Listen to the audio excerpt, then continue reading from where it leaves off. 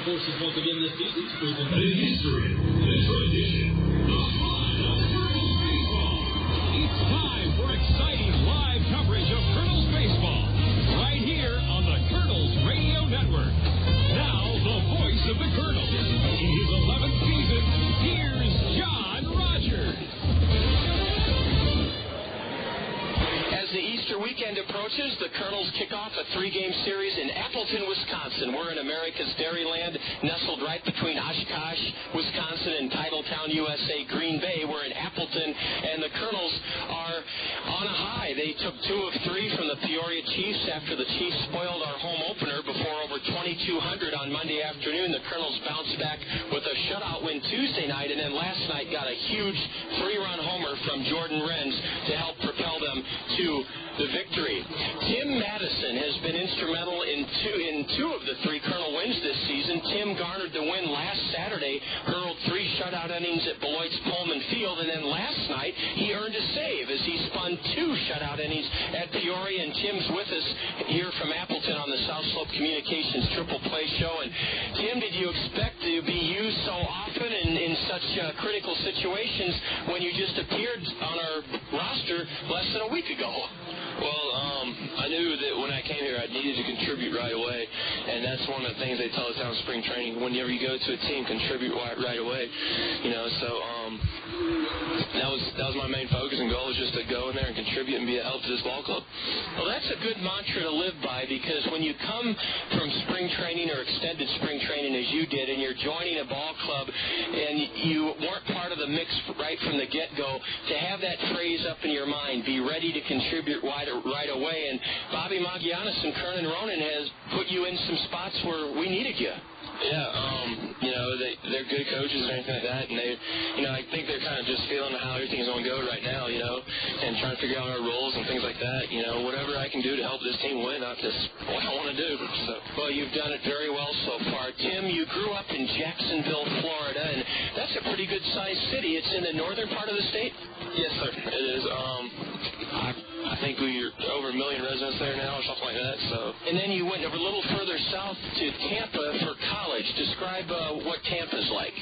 It's warm. It's nice. I like living there. Me and my wife live there now. So it's a beautiful part of Florida. You're one of the few married guys on the ball club. What are the pluses of that? Well, there's a lot of pluses. Negative side, I don't get to see her that much. I see her like 2 weeks throughout the year, maybe. Throughout her season. But there's always pluses, She's a big part of what I'm doing, If it wasn't for her, then, and her dedication, letting me do what I do, then, it's definitely a plus side. You have someone who's always in your corner. That's exactly right. Who you can count on. Exactly. Yep. Tim, how did you meet your wife? We met at church at one of my first weeks down there. I went to Florida College for junior college, and one of the first weeks at church we met. So. Well, listen, you're doing better than I have. I've been going to church all these years hoping to meet the right one. Were you in a Bible study class or just sat next to each other in the pew, or how did you strike up a conversation that led to a marriage? Well, it was a Wednesday night, and, we were just new people there at the college group Bible study, and, and I was one of the new people, and she just went over and introduced me, and then, we went on a date that wasn't supposed to be a date type thing, and one thing led to another. Yes, sir. Well, that's a really neat story. Tim Madison is with us from Appleton, Wisconsin, Fox City Stadium on the South Slope Communications Triple Play Show, and a fellow that's really a legend in the Los Angeles Angels of Anaheim organization, Tim. Tom Kochman signed you, and there are all sorts of stories that we've heard over the years about Koch and his intensity and his desire to win. What kind of guy do you think he is?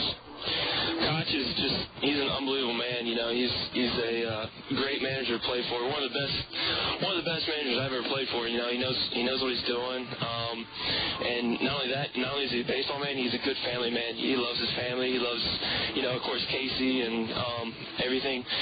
He's just a great man overall. Is he the kind of guy that you feel nervous when you go out on the field for, or is he the kind of guy that as long as you hustle and give it what he expects every inning, every pitch, every game, he's not going to get on your back? Yeah, that's exactly right. As long as you go out there and do your job, he's all for it. He's in your corner. And, as far as, him being uptight and everything, he's one of the best managers I've ever played for. He's cool. Well, that's great to hear. He signed you, didn't he? Yes, sir.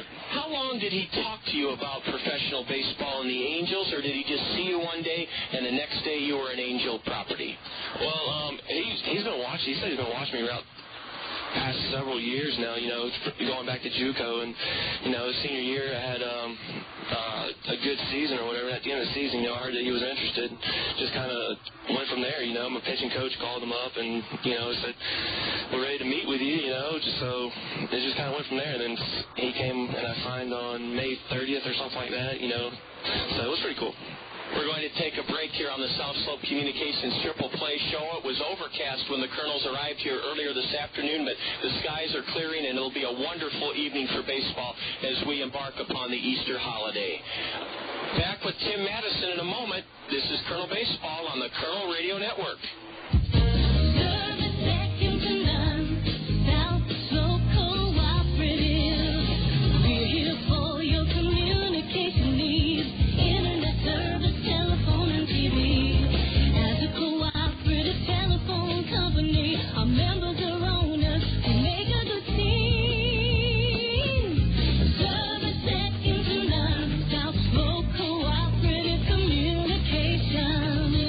Communications Triple Play, voice, video, and data with South Slope Cooperative in North Liberty. South Slope's lineup features everything that connects you to information. Digital wireless phones, long-distance plans, data home and business wiring, video conferencing, dial-up and high-speed internet service, fiber optic installation and termination, and digital video TV service in most areas. For all your communication needs, think South Slope. Visit them at southslope.com. Tim Madison, Colonel Relief Pitchers, with us this evening as we kick off a three-game set here in Wisconsin. And Tim, you mentioned you met your wife Cassandra in church. Do you have any special plans when we get back late at night Saturday and then have the Easter Day Sunday off? Yes, I'm going to get up and, Sunday morning and get to church. There's a Baptist church right down the road. So I'll get up that morning and go to church. And then after that, I think we're going with our host family to eat lunch or something. Probably a brunch. Yes. Well, that sounds like a relaxing and meaningful day for you. Religion sounds like it's an important part of your life. When did that start? Well, my family's grown up in the Baptist church all my life, so I was one of them little small ones that just grew up and still am, so. Well, that's the way most of us gain our faith, is through an early Sunday school. Finally, Tim, I wanted you to talk a little bit about the Tampa Bay, St. Pete area. A former Angel guru, he was Mike Socha's bench coach the last 10 years. Joe Madden has taken over as manager of the Tampa Bay Devil Rays. They play in St. Petersburg. I've heard some people say that's why they don't draw very well, is that the ballpark's hard to get to, Tropicana Field, that it's where a lot of old people are. I want to get your take on how healthy you think Major League Baseball can be in the Tampa Bay area. I think based on the Tampa Bay area, it could thrive, St.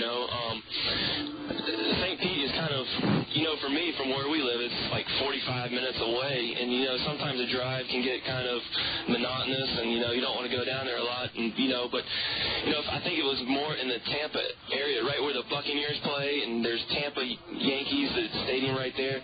I think it was more in that area that it would draw more, because you'd get more from the north to come in. You get people from Sarasota and St. Pete to come over. It's just a central location for everybody if it was, closer to Tampa. But that's what I've heard. Yes.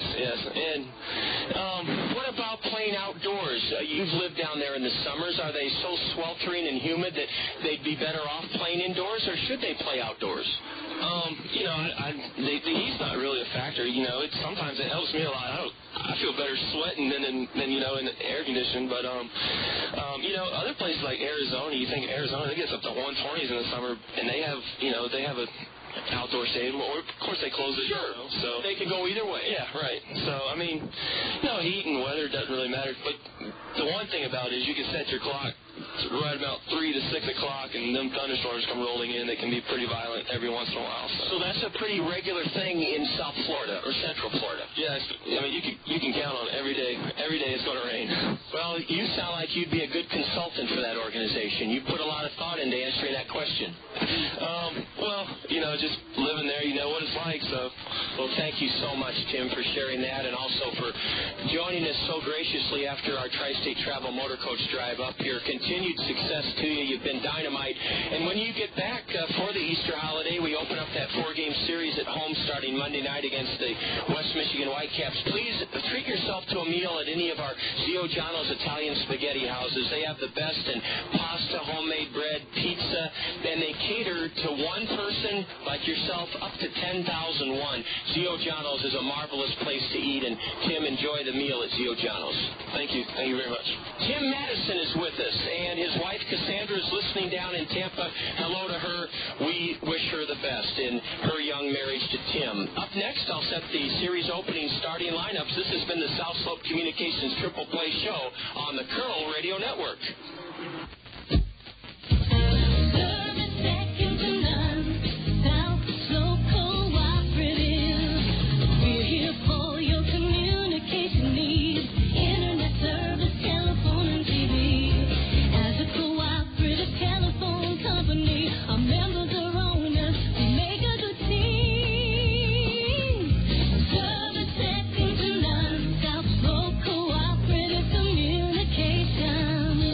Communications Triple Play, voice, video, and data with South Slope Cooperative in North Liberty. South Slope's lineup features everything that connects you to information. Digital wireless phones, long-distance plans, data home and business wiring, video conferencing, dial-up and high-speed internet service, fiber optic installation and termination, and digital video TV service in most areas. For all your communication needs, think South Slope. Visit them at southslope.com. And good evening, everyone. John Rogers with you at Fox City Stadium as we begin the Easter weekend holiday with a beautiful evening in northeast Wisconsin. We're nestled right between Green Bay to our north and Oshkosh to our south, and the sun is shining. The light breeze is blowing from right to left with a game-time temperature of 67 degrees. The Kernels left this morning on our Tri-State Travel Motor Coach about 7:45 and arrived here in good shape in the Fox Cities Valley at about 12:15. A pair of lefties are on the bill this evening. Kelly Shear, who turned 21 years old last Saturday and pitched very well in a Kernel extra inning win in Beloit. He's being opposed by a fellow southpaw, Paul Fagan, so a pair of 21-year-old lefties pitching this evening in the series opener. The Kernels have won 3 and lost 4 on the young campaign. Meanwhile, Wisconsin is 4 wins and 3 losses. Here at home, they split with Peoria to start the season and then took 2 of 3 recently, including a 7-1 win last night in Beloit. Let's set the starting lineups as the umpires greet Bobby Magianis and the skipper of the Timber Rattlers, Jim Horner. First for Wisconsin, Ron Garth leads off, and Garth is the third baseman. Batting second is Luis Valbuena. Valbuena bats second and plays second base. The left fielder, Alex Gary, will hit third for Wisconsin. Batting cleanup is J.B. Tucker, the catcher. Mike Saunders will patrol center field in the series opener here, and he'll bat fifth. Hitting sixth for the Timber Rattlers is Brian Sabatella, the DH. Jeff Flagg, F-L-A-I-G, is at first base hitting seventh. It'll be right fielder Eddie Hernandez hitting eighth for the Timber Rattlers, and batting ninth, the shortstop Jeffrey Dominguez. Paul Fagan is celebrating his 21st birthday this evening. He's a tall lefty, 6'5", 195, a Seattle fourth-round pick in 2003. Fagan started 14 games for the Everett Aqua Sox in the Northwest League last season. Won 6, lost 2, an ERA of 3.50. Paul Fagan pitched well in his first start. It was Saturday here at Fox City Stadium, a 6-3 win for the Timber Rattlers. Fagan did not figure in the decision. He hurled 4 2/3 innings, gave 3 runs to Peoria on 5 hits in 4 2/3, struck out 4, walked 6. Paul Fagan, F-A-G-A-N, is from Jacksonville, Florida, and he's celebrating his 21st birthday this afternoon and this evening, today. Now Allen Motor Company sets the Allen Motor Company Kernel starting lineup. Allen's is open until 9 tonight. Their spectacular 13-acre campus is located I-380 Boyson Road, exit 25. And Allen's has torn up the book on used car prices. You can drive away in a 2005 Buick Century for just $198 a month, and Allen's will pay your first year's maintenance. That's right now at Allen Motor Company. And again, it's a beautiful night in the Midwest, including here in Appleton. Visit Allen's. They're open until 9 o'clock tonight, and they have terrific bargains on used cars. The Allen Motor Company Kernel starting lineup. Familiar face leading off, Brad Kuhn in center field. Heinle Stacia had his 6-game hitting streak snapped in the Kernel win at home last night. The switch hitting shortstop at second. Hitting third, Patrick Riley in left field. Riley's third in the league with a .450 batting average. The Kernel cleanup batter is Travis Schlicting. Schlicting bats fourth at third base. At first base in the Allen Motor Company order is Mark Trumbo. Trumbo bats fifth. Hitting sixth in right field, Warner Madrigal. Jordan Renz turned last night's game around with a 2-out, 2-strike, 3-run homer in the sixth inning that propelled the Kernels into a 5-3 lead, which they never relinquished. Renz is the DH, batting seventh in the Allen Motor Company order. The Kernel catcher, Brett Martinez, will hit eighth, and batting ninth out of Boston College, second baseman Ryan Leahy. Rounding out the Allen Motor Company Kernel starting lineup, making his second road start of the year, Kelly Shear, Shearer. Kelly Shear is a 6-foot, 3-inch lefty, and he's from Missouri City, Texas. He told us on the South Slope Communications Triple Play show recently that he trained with Andy Roddick and a couple of high-profile athletes. He paid to train with those fellas, and he's really benefited by that rigorous training regime. Kelly pitched a strong 5 innings, allowing Beloit just 1 run on 6 hits on his 21st birthday last Saturday in Beloit. The Timber Rattlers take the field, and we're set for baseball. Wisconsin in their white home uniforms with black numbers, and they have their names on the back of their white home uniforms. Let's pause to honor America here at Fox City Stadium with the playing and singing of the Star-Spangled Banner.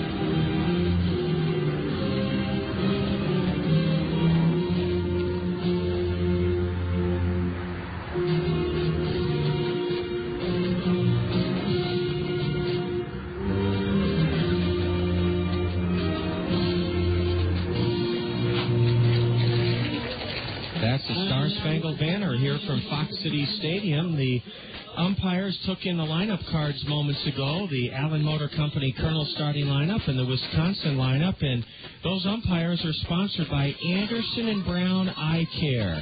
Doctors Tom Anderson and Todd Brown welcome you into their fabulous state-of-the-art facility, 1425 Boyson Road in Hiawatha.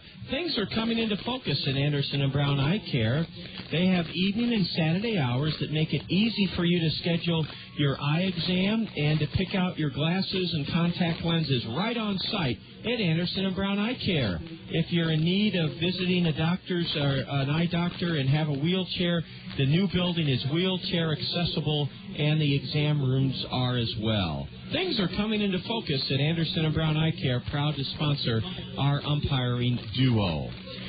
Well, a tall lefty is on the hill for Wisconsin, Paul Fagan. Let's set the surroundings here. Fox City Stadium was built in 1995, and it's an open-air amphitheater-like structure. There is no grandstand roof here. The ballpark sits directly adjacent to Highway 41, which runs from Oshkosh through Appleton up to Green Bay, and behind the left center field wall is a thick grove of trees, woods as a matter of fact, and none of the buds on the trees have flourished. It still looks like late fall and what it is, early spring, as those trees are brown. The dimensions are symmetrical, 325 down the lines, 400 feet to dead center, and there's a 16-foot high army green colored plywood wall in center field that serves as a batter's eye. The wall from the left field foul pole to the center field wall is 16 feet high. The wall in right field is only 8 feet high. And we're ready for baseball as Brad Kuhn will face Paul Fagan. The Kernels are 3-4 on the year, one game back of the Wisconsin Timber Rattlers. Brad was 1 for 4 in the Kernel victory last night at home. He walked, stole second, and scored in the 5th inning to cut Peoria's lead to 3-2. Kuhn is a .214 hitter, no homers, 1 RBI, and he has 3 stolen bases in 4 attempts. Ron Garth, the third baseman for the Timber Rattlers, is playing even with the bag at third and about 8 feet off the line. The first pitch from the tall lefty, Fagan sails inside, and we're underway here in Appleton on a 67-degree evening. It's beautiful. There's a strike on the outside corner, 1-1 to Brad Kuhn. Our temperature gauge says 67. I overheard the press box say 62. Brad cuts on a changeup and didn't get it. Strike 2. Outfield plays Brad Kuhn to hit the other way slightly. The center fielder is Mike Saunders, and he's wearing sunglasses. A changeup, and that one rides inside from this smooth throwing left-hander, Paul Fagan. He's in his 4th year of professional baseball, 21 years old. High draft pick by Seattle. There's ball 3 just inside, and Brad Kuhn, regardless of what happens in this at-bat, has done his job. He's forced the southpaw to show a good portion of his repertoire and work deep into the count. Kuhn stepped out. Now Brad's back in there. And the payoff delivery. Swing and a tip foul. It just fell out of the mid of J.B. Tucker, the catcher, so Brad Kuhn has a life. The toughest sun field here is in right field where Eddie Hernandez is. He's playing very shallow, and the wind is blowing rather stiffly from the right field foul pole towards left center. Kuhn knocks one on the ground to short, backhanded by Dominguez. The throw to first, and Brad Kuhn hustles his way down the line and beats it out for an infield single. Brad Kuhn, being a left-handed batter, made the difference as he grounded it to shortstop. It was a line drive that hit the grass and then was a worm-burning roller on the dirt. And Jeffrey Dominguez, I thought, hustled, backhanded the ball. Perhaps he should have charged it, as it turns out, because Brad Kuhn whisks his way down the line and beats out an infield single. That brings up Heinle Stacia, a throw to first, and Kuhn dives back safely, hand first. Heinle Stacia was nothing for 2 last night. He was lifted in the 4th inning, and he had his 6-game hitting streak snapped. Stacia, a switch-hitting shortstop, batting right. Another throw to first, and Brad Kuhn dances back safely, this time standing up. Heinle hitting at .296, no homers, 3 RBIs. The Kernels are in their gray road uniforms with red numbers trimmed in white, and red batting helmets, red socks. Kuhn runs, now stops. A pitch taken high and a throw to first by Tucker. And Brad Kuhn is back safely. Man, when you get a leadoff man who's as pesky and aggressive and cagey as Brad Kuhn, he can really wreak havoc with the defense. A throw over by Fagan, and Brad's back safely. When my dad used to take me to Busch Stadium in the early and mid and late 70s, he loved to see Lou Brock get on base and literally drive the opposing pitcher up a tree. Ball 2 is upstairs to Stacia. Bobby Magallanes is wearing a long-sleeve red sweatshirt underneath his gray Colonel Road top. The Colonels wearing their all-red caps this evening, and Bobby's coaching just beyond the third base coaching box, which is defined with paint. Stacia takes a big cut and rolls a soft grounder into the third base Timber Rattler dugout. Unlike our dugouts at home at Veterans Memorial Stadium, the dugouts here in Appleton do not have a protective railing. They are open. So if you're a corner infielder, you better have some help from the dugouts, or you could take a nasty spill down those 3 concrete steps. Fagan with a fastball, and it shoots inside, and it's 3-1 now to Heinle Stacia. Big hole through the right side of the Timber Rattler infield because Jeff Flagg has to hold Kuhn. The pitch is outside, and Heinle Stacia has a good at-bat as he draws a walk. First and second, the Colonels have not gotten the ball out of the infield, yet they have runners at first and second with nobody out here in the opening frame. It's great to have you with us here on the Colonel Radio Network. We'll be on KMRY this evening. And again, tomorrow, a 6:10 South Slope Communications triple play show time, and then we wrap the series up here on Saturday. We'll be back in the zone, KCRG, on Saturday afternoon. Patrick Riley taking all the way, looks at a strike from the tall left-hander. Paul Fagan is 6'5", and he wears his black Timber Rattler socks up high. The Timber Rattler hats are black, but the bills of their caps are maroon. And they put in new seats here this year. The seats used to be maroon, now they're more of a red, and the seats have the modern convenience cup holders. A change-up in the dirt. Kuhn thought about trying to advance to third, but J.B. Tucker kept the ball from getting by him, the Wisconsin catcher, and that was a nasty pitch that Tucker was able to block. It hasn't been easy yet for Paul Fagan. Patrick Riley, a left-handed batter with an open stance, wears a pair of black batting gloves, and he's playing bare-armed. Now Paul whirls and looks the runner back to second base. That's Brad Kuhn. Heinle Stacia's aboard at first. Nobody out for the Colonels here in the opening frame. No score.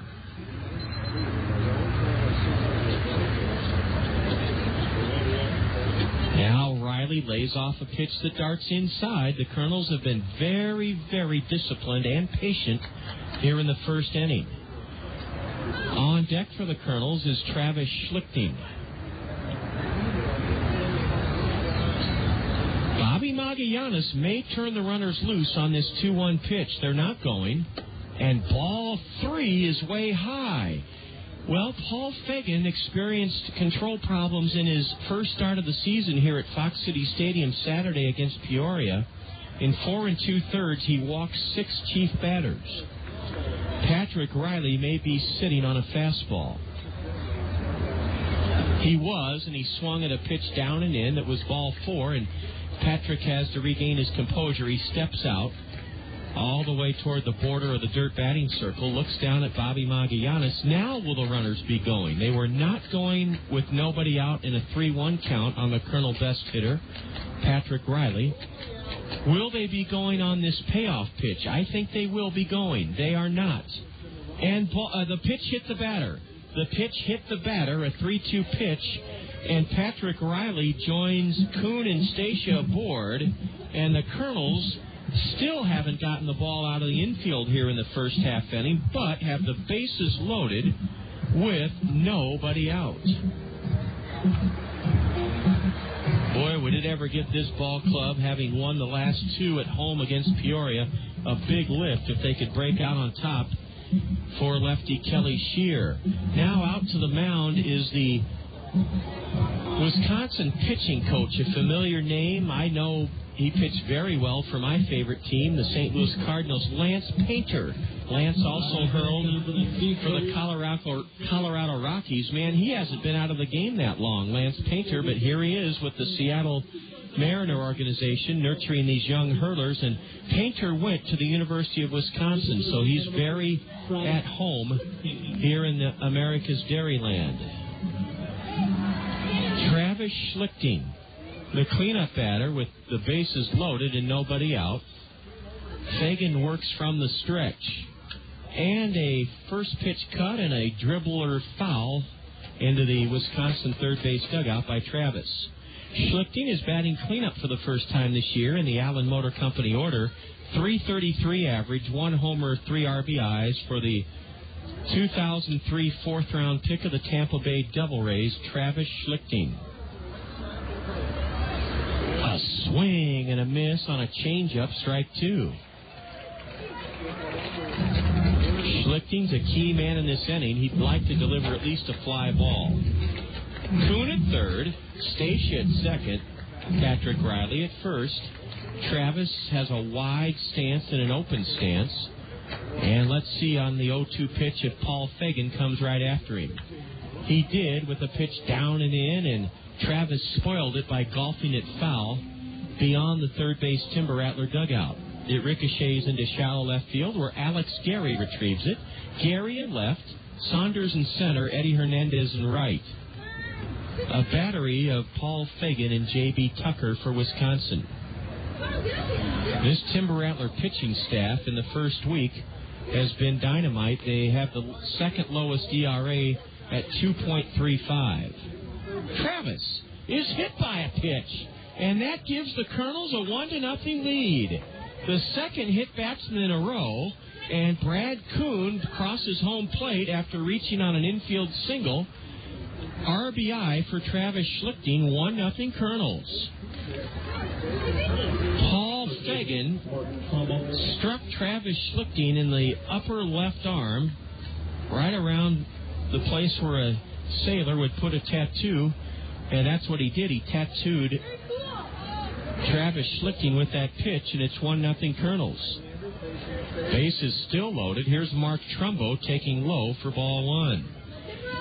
Todd Brummelkamp, Colonel Director of Media Relations, his pick to click in this game at the plate, Mark Trumbo. Mark got the night off last night, batting fifth with the bases loaded, nobody out, 1-0 Kernels. There's ball 2, just low. Now, wait a minute, a strike.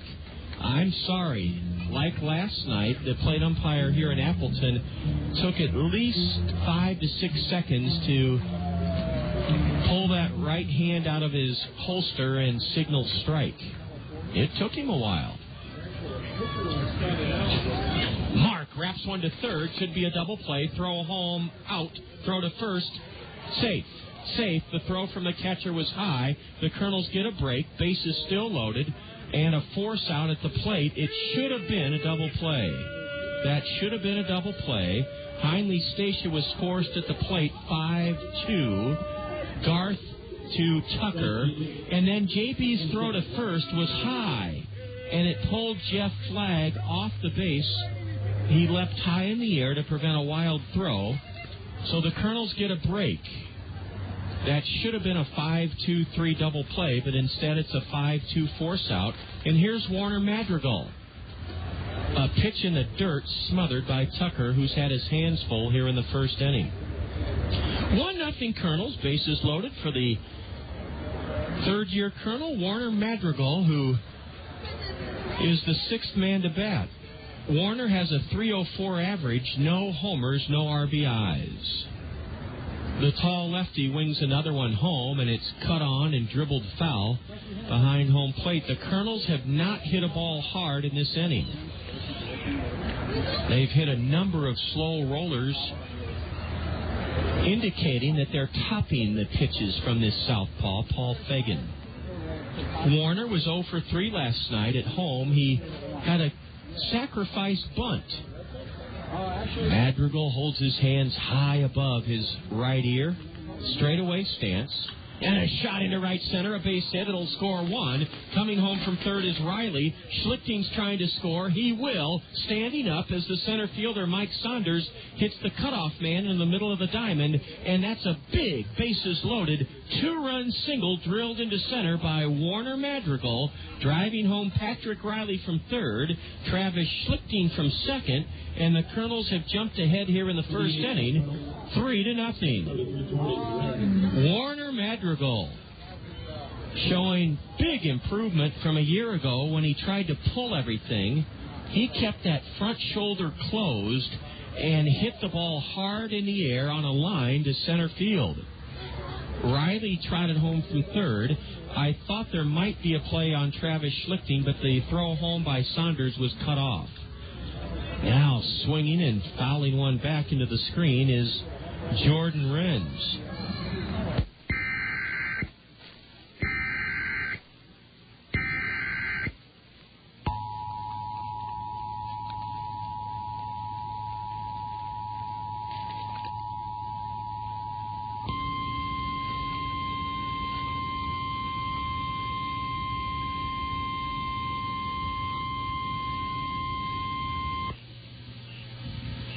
The National Weather Service in the Quad Cities has issued a severe thunderstorm warning for Benton County and east central Iowa until 7:45 p.m.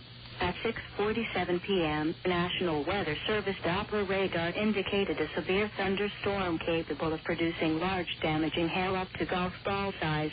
This storm was located 19 miles west of Keystone, or about 27 miles west of Benton, and moving east at 30 miles an hour.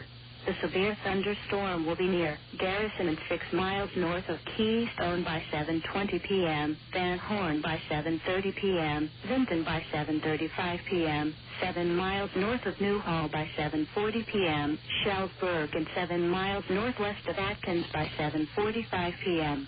This includes Interstate 380 between mile markers 41 and 44. It is a dangerous storm. Move immediately indoors and stay away from windows.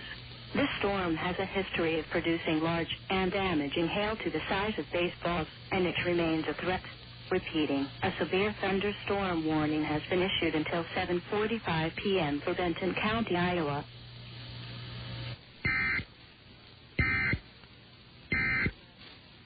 Is out.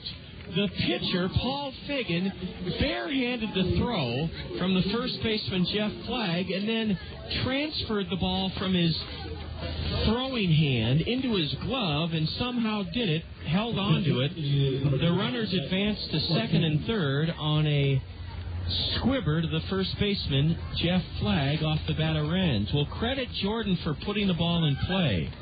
He didn't hit it hard. In fact, that one wouldn't have probably harmed an ant, but he rolled it up the first baseline. Now Brett Martinez takes strike one called on the inside corner, a fastball. Anytime you can send 8 men to the plate in your first at-bat on the road, done some damage. And the Kernels lead at 3-0. Brett Martinez is a 2-6 catcher with no homers, 2 RBIs. Curve is laced into left field. That's a base hit. It'll score a pair to make it 5-0. Trumbo scores from third. Here comes Madrigal to make it 5-0 Kernels. Brett Martinez ripped a pitch over the head of the shortstop, Jeffrey Dominguez, into left field. A big 2-out, 2-run single for Brett Martinez gives the Kernels an early 5-0 lead. What did Bobby Magallanes say in John Reel's story about the Kernel win last night at home against Peoria?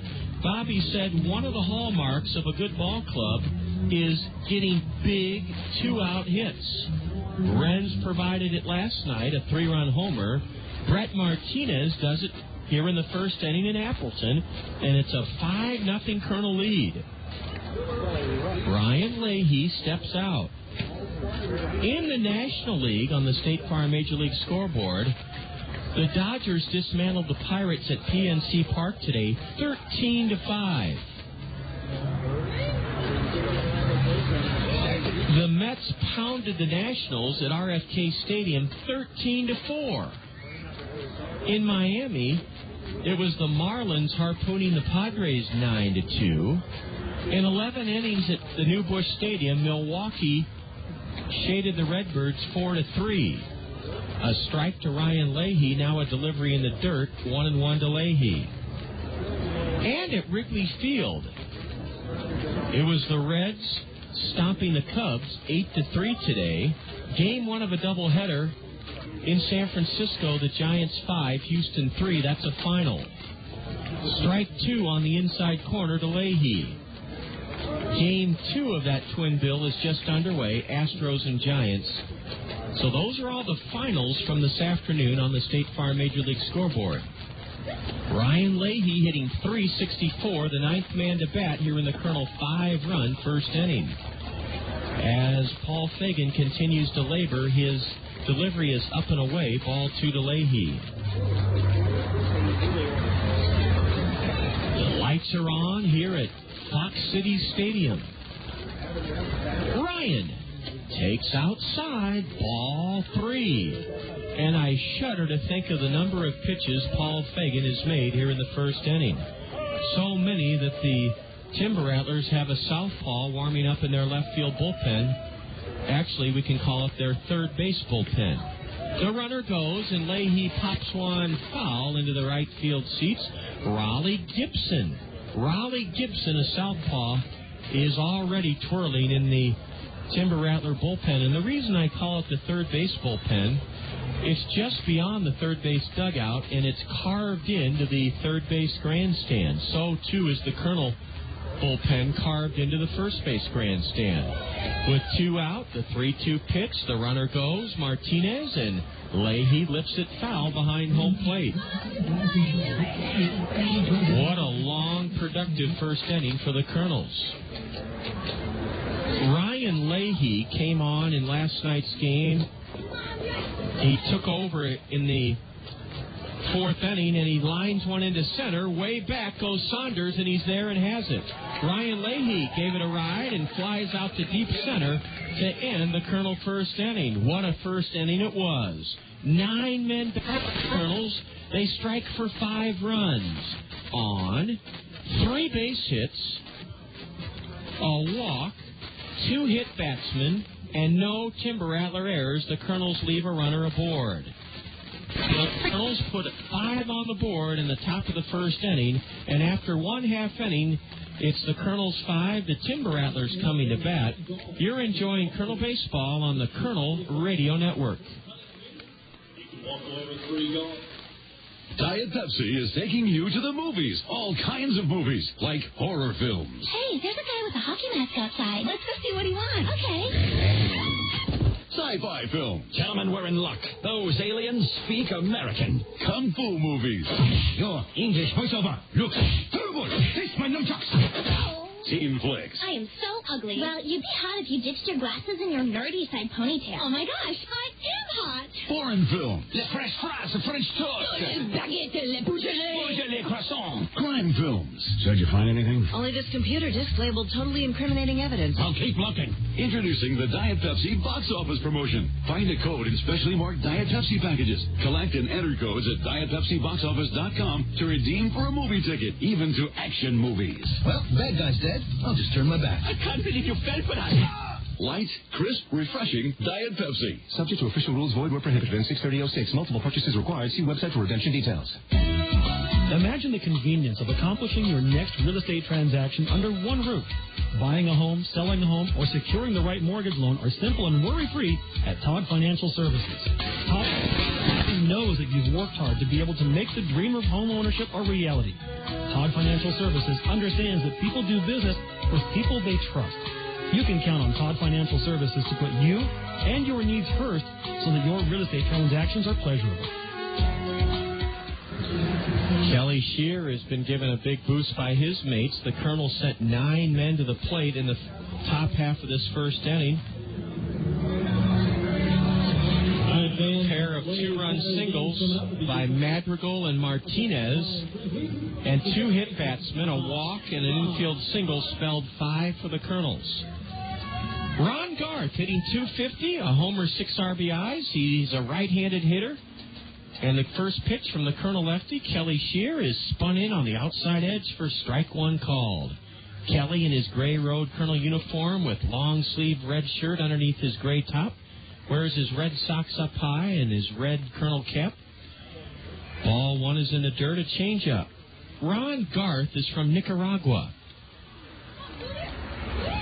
That's where Roberto Clemente was headed to, I believe, to help in 1971 with an earthquake relief mission, and his plane crashed, leaving Puerto Rico. Swing and a foul straight back into the screen by Garth. 1-2 to the leadoff batter. Ron is in his second year of pro ball. And he takes strike three called on the outside corner from Kelly Shear. I mentioned how good the Wisconsin pitching staff has been in the first week of the season. They're 2.35 ERA, the lowest in the league. The Kernels are next in line in terms of great pitching, a 2.76 team ERA for the Kernels, who lead at 5-0 here in the bottom of the first inning. Luis Valbuena is the batter. Valbuena, a left-handed batter from Venezuela, and Kelly Shear fires up and away, ball one. Travis Schlicting is in on the grass at third and well off the line for the 185 hitting Valbuena. Shear's pitch is lashed foul into the backstop. There are 8 rows of red seats here, and they are newly installed. As I said, this ballpark opened in 95. And then behind those 8 rows of red seats are 15 rows of aluminum-backed bleachers, silver in color. The 1-1 to Valbuena is downstairs. Brad Kuhn is playing Valbuena to hit the other way. Brad is shaded way around into left center. Kelly misses upstairs, ball 3. Kelly Shear from Austin, Texas, delivers just low for ball 4. That didn't miss by much. So 1 on, 1 out for Wisconsin here in the first inning, and Alex Gary is the batter. There, he's one of these guys that you could flip-flop his first and last name, and it would sound just as legitimate. He could be Gary Alex, but he's Alex Gary, and he was a Mariner 22nd round pick in 2005 out of Virginia Commonwealth.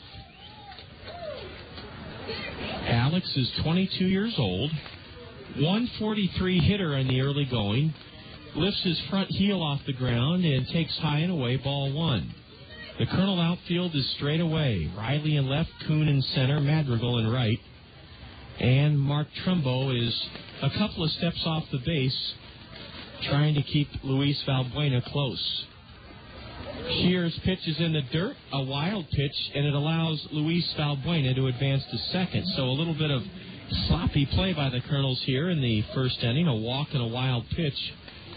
It looks like Kelly Shear is aiming the ball just a little bit. He's got to find his rhythm now.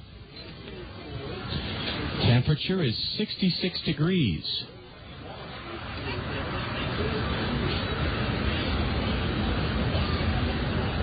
Jerry takes a strike on the outside corner. We really have to wait. We can sometimes pick up the strike call verbally from the plate umpire, but then he's very deliberate and almost delays thrusting out that strike call. A high pop foul, and this one comes right back towards our broadcast booth and rattles around in those aluminum back bleacher reserve seats. We're directly behind home plate. This is one of the best vantage points we have in the entire Midwest League. The scoreboard here towers over the 16-foot high left center field wall. The scoreboard itself is 20 feet high. The next one from the Colonel lefty is low and in, a changeup, ball 3. Kelly Shear has run the count full to Alex Gary with Valbuena at second, 1 out. Bottom of the first inning, the Colonel's up 5-0, and time is called. Ryan Leahy is playing very close to the bag at second. A huge hole through the right side of the Colonel infield. A grounder to third. Schlicting looks the runner back to third and zips his throw to Trumbo to get the batter. Alex Gary on a 3-2 pitch. Bounced it to third. Travis Schlicting got a fairly tough hop. It was a 3-hopper and came up high towards Travis's midsection. Not only did he field it flawlessly, but he looked the runner at second, Luis Valbuena, right between the eyes, saw that Valbuena wasn't going to try to go to third, and then threw the batter out. Travis Schlicting has looked very sharp at third base this season. J.B. Tucker, a power-hitting catcher, looks at an Uncle Charlie high for ball one. The sky is blue here with a few high, wisping white clouds. There are 3 flags over the right center field wall. The American flag, the highest. To its right is the Wisconsin Timber Rattler flag. And then to the left of the American flag, I believe, is a Seattle Mariner flag. We'll have to double-check on that.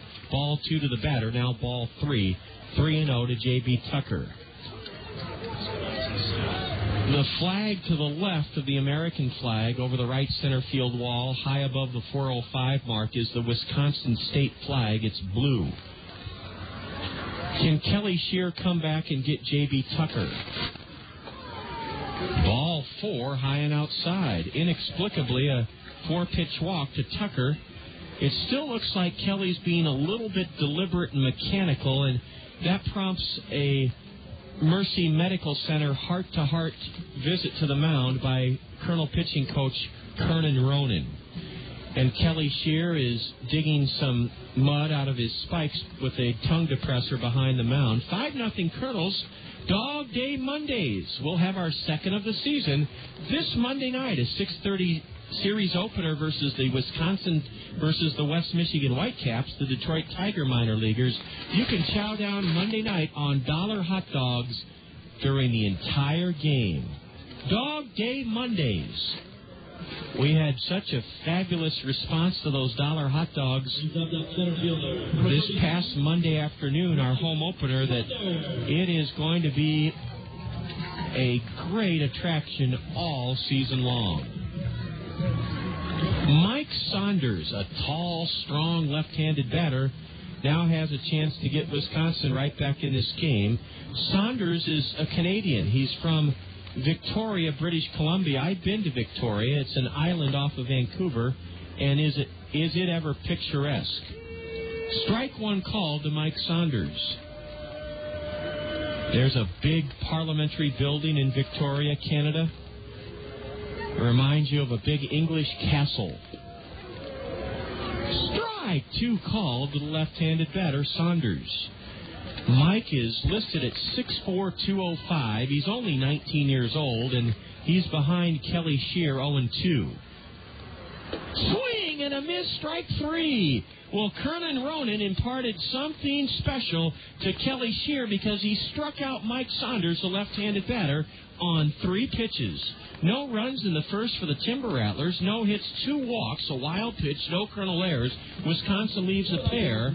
We go to the top of the second inning at Fox City Stadium with the Kernels leading the Timber Rattlers 5-0. You're enjoying Kernel Baseball right here on the Kernel Radio Network.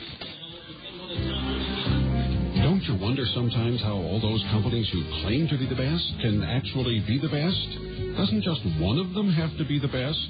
When it comes to motor coach travel, Tri-State Travel is best. We have the highest safety rating, the largest variety of coaches, a trained driving staff, and 66 years of experience. Don't you want to travel with the best? That would be Tri-State Travel, now at our new location on 7th Street Southwest.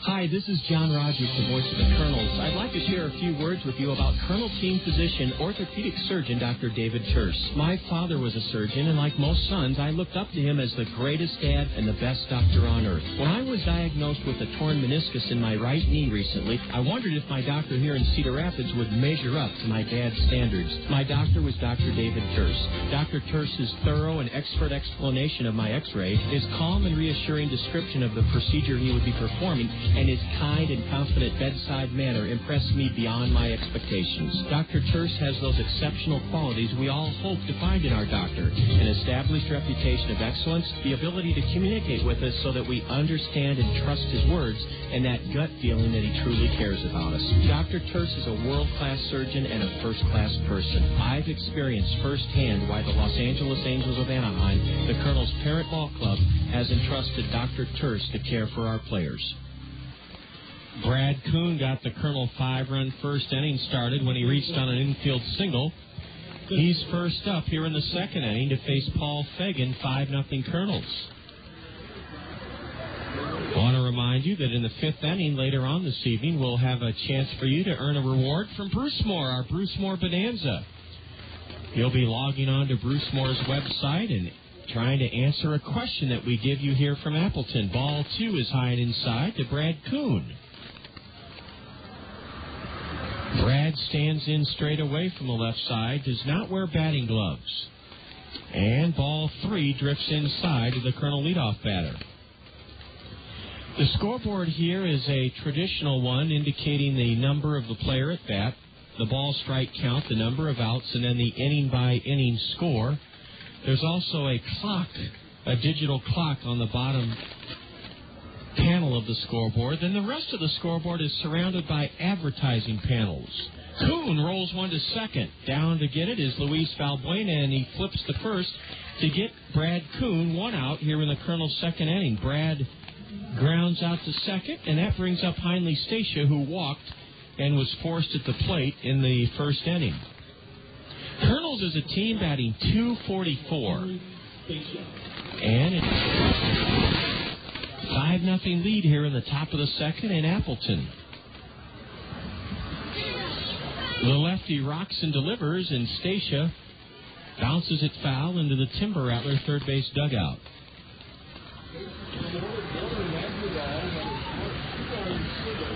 I'd say we have in the neighborhood of 1,200 here tonight. Ball 1 in the dirt. They're scattered all around the park. And as we've remarked before, the Wisconsins up here are a very hearty stock of folks. Here's a high, lazy pop-up down the first baseline in foul ground, and it's gathered in by Jeff Flagg, the first baseman, for the second out of the inning. Heinle Stacia fouls out to first. 2 gone in the Kernel's second inning. And this area is still buzzing about Brett Favre and what he'll do. It's one of those stories that you kind of get tired of, and that's not in disrespect to Brett Favre. And there are 2 lines of thought about Brett's delay in his decision as to whether to come back next year or hand the reins over to Aaron Rodgers. One line of thought is that he should be able to call every shot and pretty much dictate to the Packers his every desire. Swing and a miss by Patrick Riley. He's in the hole 0-2. In other words, the loyalists to Brett Favre think he's earned the right as a 4-time NFL MVP to kind of tell the Packers what he wants to do. Swing and a miss on a sinker, and Patrick Riley fans to end the inning. The top 3 in the Kernel's order go down 1-2-3-0 across in the second. And Paul Fagan looked like an entirely different pitcher. The other line of thought is that Brett owes it to the organization that he should put the team before himself and that he should make a decision now and stick with it. So which side of the fence are you on? We'll talk about that a little later. After an inning and a half, Kernels 5, Timber Rattlers nothing. You're tuned this fall on the Kernel Radio Network. There's a lot you can do. Your taste for Italian. You can marry one. To you, Susan Smith, take Giuseppe Florentino. You can drive one. Or you can go to Zio Giano's and feast on Zio's homemade bread, pizzas, and pasta, authentically prepared at Zio Giano's famous Italian style. Zio Giano's for the hometown taste of Italy. Oh, come to Zio Giano's, the pasta makes you Zio. Come to Zio Giano's for real Italiano. Come to Zio Giano's, the pasta makes. What do I get at Cost Cutters? Hey, my hair is my trademark. I gotta be able to count on a good cut and stuff to keep my hair looking thick, even if it's not. I get a good cut, no long wait, a smile, and a little something left over in my wallet. I get little trims that keep my hair long and healthy, and stuff to make it loose and curly one day, straight and sassy the next.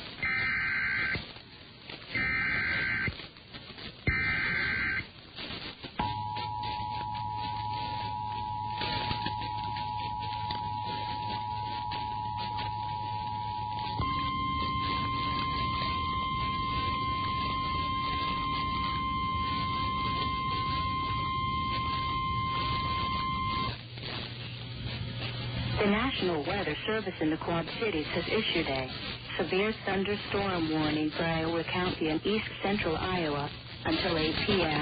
At 7:12 p.m., the National Weather Service Doppler radar indicated a severe thunderstorm capable of producing golf ball-sized hail and damaging winds in excess of 60 miles an hour.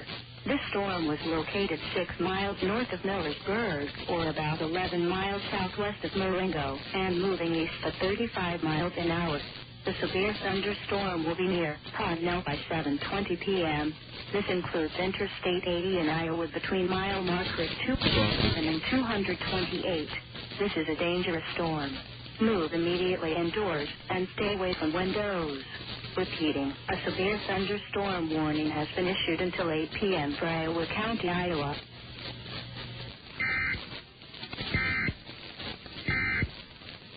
Earl Brian Sabatella. It used to be Quinnipiac College, but now it's Quinnipiac University. The 2-0. And that's dribbled foul towards the on-deck hitter, Jeff Flagg. Sabatella's hitting 154 on the year, no homers, 2 RBIs. Yeah, and this Brett Favre saga is getting a little bit old. Another let-up, and this one rolled foul to the on-deck circle. One thing Kelly Shear has done, he's kept the ball down in the zone.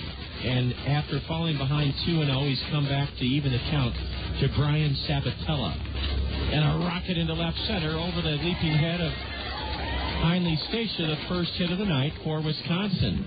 That pitch was struck off the trademark by Sabatella, and I thought he hit it better than he did. He hit a humpback liner just beyond the leaping reach of Heinle Stacia at short. Patrick Riley relayed it back in, and a leadoff single by Brian, the third Timber Rattler base runner here in the early going, 5-0 Kernels. Jeff Flagg hitting 136, a right-handed batter. Knuckles the first pitch foul. We have had an inordinate number of pitches hit very softly behind home plate tonight, indicating that both lefties have a deceptive sinking movement on their deliveries. Kelly Shear delivers a ground ball fair past first base into the right field corner. Madrigal cuts it off, makes a good throw to the second base bag, and it's first and third for Wisconsin. Jeff Flagg, a 136 hitter, bounced it just between Mark Trumbo and the first base line, fair by inches for an opposite field single, and Madrigal made a hustling play to his left to prevent Jeff Flagg from trying for a double. That ball was a seeing eye, opposite field grounder. Wasn't hit particularly hard by Jeff Flagg. And now Wisconsin has a chance to score for the first time here in the second inning. First pretty out. 5-0 Kernels. Eddie Hernandez at the plate. Eddie's a tall left-handed batter, 6'3", 170. From the Dominican Republic, Eddie. First and third, nobody out. Eddie is bending at the waist, and he chases a Kelly Shear curveball way outside and low, strike one swinging.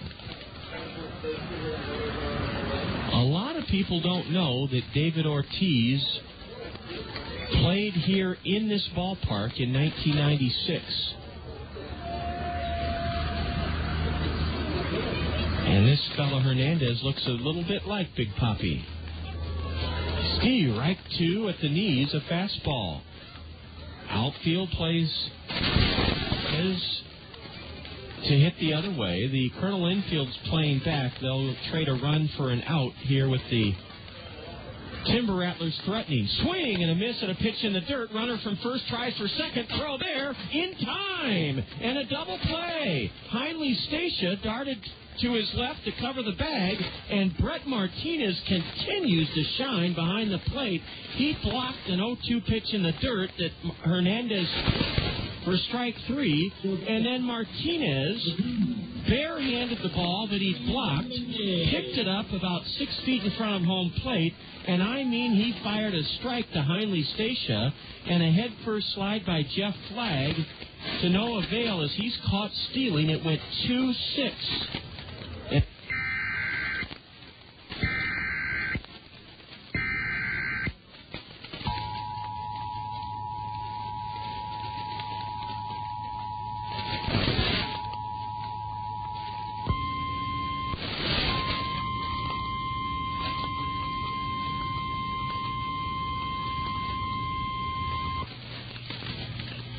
The National Weather Service in the Quad Cities has issued a severe thunderstorm warning for Lynn County and east central Iowa.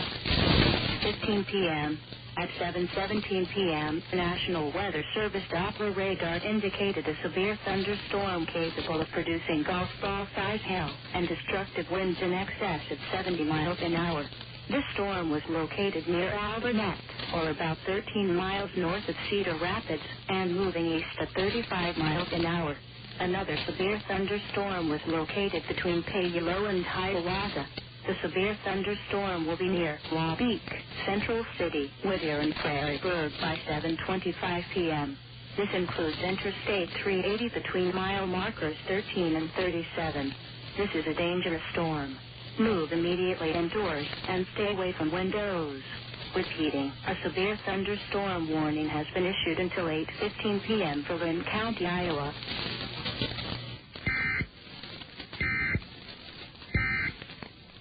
Or a smart start on your college path.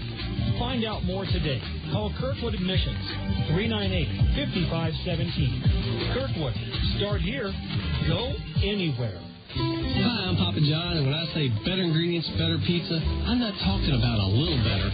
I'm talking about a lot better. Let's talk about our pizza sauce. It's made from fresh, vine-ripened tomatoes, not from concentrate. And when it comes to ingredients, we select from the world's best. Better ingredients, better pizza, Papa John's. A lot better. Call your neighborhood Papa John's today and ask for the Home Run Special, a large, thin, or original crust pizza with up to 3 toppings for $10.99. Just $10.99. Great teams consist of diverse talent. Rockwell Collins understands this and is committed to developing diversity in our community. We recognize that our leadership in the aviation and communications electronics industry hinges on attracting and retaining a diverse workforce. And we're working with other Iowa companies to create an environment that nurtures diversity. Rockwell Collins. Different thinking makes us great. Great thinking makes us different. Travis Schlicting drove in the first Kernel run in their 5-run first inning when he was struck on an 0-2 pitch with the bases loaded. Lefty Paul Fagan misses with a fastball high and outside to Travis. Travis Schlicting, right-handed batter, open stance. Shoots it foul in the air off to the right. 1-1.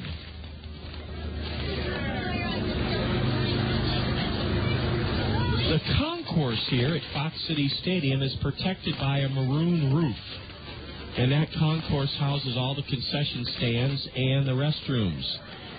Fagan left the pitch up out over the plate, and Schlicting fouled it straight back. It's 1-2 to Travis. 5-0 Kernels, top of the third inning.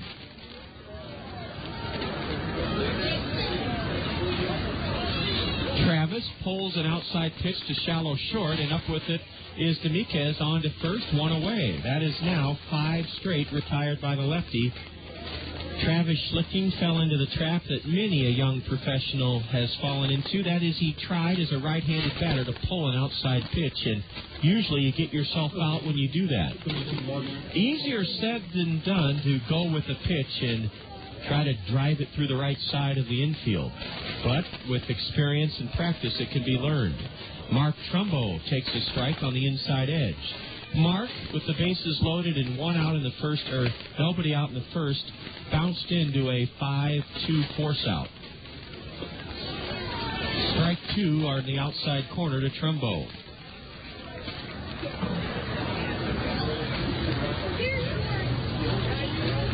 Now Fagan ahead, wastes one high and away. We're home Monday, Tuesday, Wednesday, and Thursday night, 6:30 starts. And for Kernel tickets, 896-7560, 896-7560, or you can order your tickets online at www.kernels.com. A slow roller up the third baseline, barehanded by Garth, throws out Trumbo. Big league play by Ron Garth. I thought he should have let the ball go foul. It probably would have, but he didn't want to risk it. So Ron Garth came in hard, charging that popper down the third baseline, and he made a whale of a play as he barehanded the ball. And on the run, with his momentum carrying him towards the backstop, he fired in time to get Trumbo by half a step.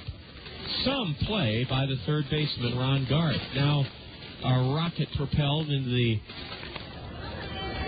aluminum back bleachers down the first baseline. Strike one to Madrigal. Warren, well, I've slipped. Swing and a miss. Strike two on Warner Madrigal. Todd Brummelkamp and I share a laugh because Ron Klein, the Kernel equipment manager, refers to Warner as Warren, and I just did too. A hot shot past the diving shortstop into left is a two-out single. Madrigal adds to his .304 average. He's 2 for 2 tonight. Warner on an 0-2 pitch cranked it hard to deep shortstop. Jeffrey Dominguez dove to his backhand side, but could not get a glove on it. And Warner Madrigal's 2 for 2. Jordan Wren's now batting. Wren's rolled into a 3-1 putout, and he grounds one fair past the diving third baseman down the left field line. Picked up on the warning track material by Alex Gary. Into third goes Madrigal, and it's a double for Jordan Wren's. Jordan Wren's jumped on the first pitch from the lefty, Paul Fagan, and roped it fair past third down the left field line. With two out, Madrigal scooted to third ahead of the throw by Alex Gary, and Jordan Wren's has his second double in as many games. The Kernels have a great chance with two out to get a bigger lead. It's 5-0 Kernels. Brett Martinez came through in the first inning with a two-out, two-run single to center. Let's see if Brett can turn that magic again. A fastball way high, ball one from Fagan. The wind has subsided almost to a negligible factor as we look at the flags high atop the poles above the 405 mark in right center. Ball two downstairs to Brett Martinez. Brett steps out using a black lacquer bat and taps his spikes. Madrigal at third, Wren's at second. Two gone here in the Kernel third inning. Kernel's up 5-0. A changeup darts low, and it's 3-0 to the Kernel catcher with Ryan Leahy on deck. Well, don't be surprised if Bobby Magallanes turns Martinez loose. Bobby has done that frequently in his first 2 years at the helm of the Kernels. Wait a minute, ball, strike one, and I'm not the only one now that's had a real hard time reading the plate umpire. I don't dispute his calls, but why does he take so long to make the calls? Brett Martinez was a third of the way up the first base line because he thought he'd walked. And he was not trying to show up the umpire. He just didn't hear the word strike. Now Brett, a ground ball behind second. Second baseman has it. One run in, another man trying to score. He is out at the plate, but the Kernels lead it 6-0. RBI single by Brett Martinez. Martinez drives in his third run of the game, a two-out grounder up the middle. Brett Martinez drove home Warner Madrigal. The second baseman just waited for Jordan Wren's to keep running around third. He did, and Jordan slid in but was called out on a bang-bang play at the plate. It went 4-2, and that should be a broken bat infield RBI single for Brett Martinez. It is, and the Kernels strike for another here in the third inning to add to their lead. In the third inning, 1 run for the Kernels on 3 hits. They all came with 2 out. There were no Wisconsin errors. The Kernels leave 1 man aboard and have stranded 2. Again, Martinez is credited with an infield single as Luis Valbuena fielded that broken bat grounder up the middle behind second. He looked at first, knew he had no play on Brett Martinez. He saw Madrigal score from third, and then he threw home to get Renz at the plate. Jordan just kept running, which he should have done, and the Kernels tack on a run with 2 outs here in the third to add to their lead. We go to the home half of the third at Fox City. 6-0. You're enjoying Kernel Baseball on the Kernel Radio Network. Hi, I'm Phil Andrews, your local Pekin Insurance agent at Andrews Insurance here in Cedar Rapids. Even though we all do our best to stay healthy, we can never anticipate when an illness or accident might strike. Couple that reality with rising medical costs, and the importance of a top-notch medical plan becomes clear. Pekin Insurance offers a wide choice of deductibles and a non-tobacco user discount. To explore the major medical insurance plan that best fits you, visit me, Phil Andrews, at Andrews Insurance. Hi, this is Dave Town with Five Seasons Transportation and Parking. Do you ever wonder if it's safe to send your child on the bus? It is, and here's a few reasons why. All the buses in Cedar Rapids are equipped with security cameras, so the drivers always know what's happening behind them.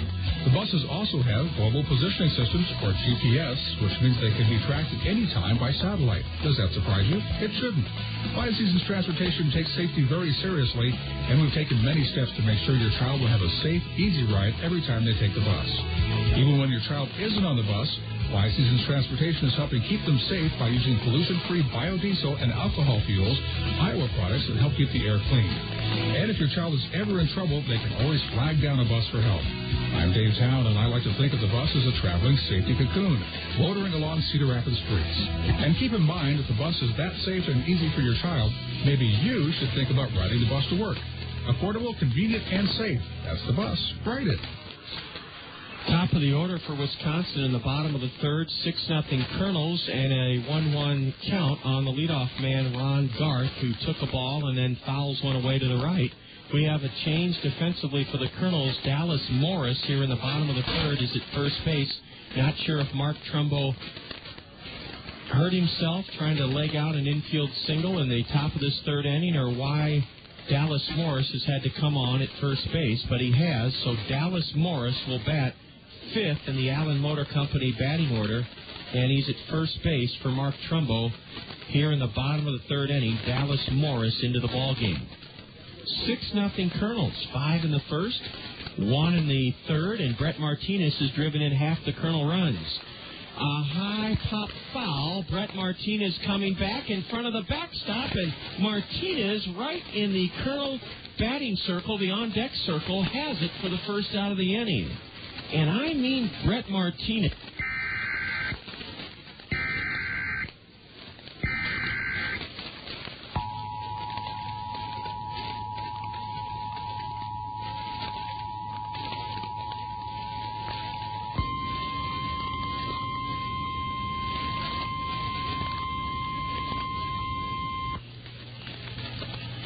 The National Weather Service in the Quad Cities has issued a severe thunderstorm warning for Johnson County and east central Iowa until 8:30 p.m. At 7:29 p.m., the National Weather Service Doppler radar indicated a line of severe thunderstorms capable of producing quarter-size hail and damaging winds in excess of 60 miles an hour. These storms were located along a line extending from 8 miles northwest of Oxford to 14 miles south of Oxford, or along a line extending from 7 miles east of Marengo to 18 miles northwest of Washington, and moving east to 35 miles an hour. Severe thunderstorms will be near Oxford by 7:40 p.m., Tiffin by 7:50 p.m., University Heights, Oakdale, North Liberty, and Hills by 7:55 p.m. Central Daylight Time, Iowa City by 8 p.m., Solon by 8:05 p.m. This includes Interstate 80 in Iowa between mile markers 230 and 252. This includes Interstate 380 between mile markers 1 and 8. This is a dangerous storm. Move immediately indoors and stay away from windows. This storm has already produced wind damage and slash or large hail, and it remains a threat. Repeating, a severe thunderstorm warning has been issued until 8:30 p.m. for Johnson County, Iowa.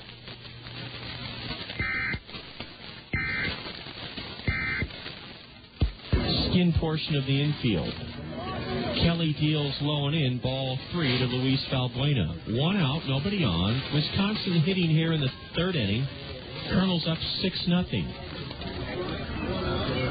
Kelly's payoff. Grounded to deep short. Heinley Stacia looks it into his mitt, and the overhand peg just in time to get the speedy Valbuena. Heinley Stacia plays a very slick shortstop, and he did all the fundamentals correctly on that ground ball to just get Valbuena, who hustled down the line. That's now 4 straight retired by the Colonel Southpaw, Kelly Shear. Colonel struck for 5 in the first, sending 9 men to the plate, added a run in the top of this third inning, and leads 6-0.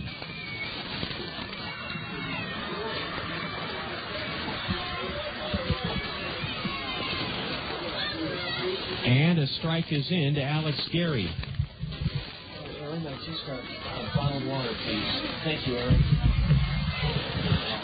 Alex Gary grounded out to third, his first time up in the first inning. Right-handed hitter, Gary takes low and in for ball 1. The Corridor Classic is just about a week and a half away. The third annual I-380 Corridor Classic at Veterans Memorial Stadium. The best of college baseball in eastern Iowa. The UNI Panthers and the Iowa Hawkeyes. Place to be, Veterans Memorial Stadium, April 26th. That's a Wednesday, and I'll give you the details in a moment as Gary takes downstairs 3-1. All the proceeds from the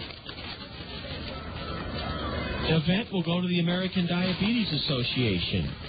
And you can purchase a raffle ticket. That'll help raise money for diabetes research. The theme, Kiss a Pig, Fly Away. When you purchase a raffle ticket for $5, you're entered in a drawing for a $4,900 travel voucher to the destination of your choice. That means a cruise, a trip to Europe, anywhere in the United States. You use that travel money how you see fit. Kelly Shear commits a sin in the Angel organization. He issues a 2-out base on balls to Alex Gary. And that's Kelly's third walk.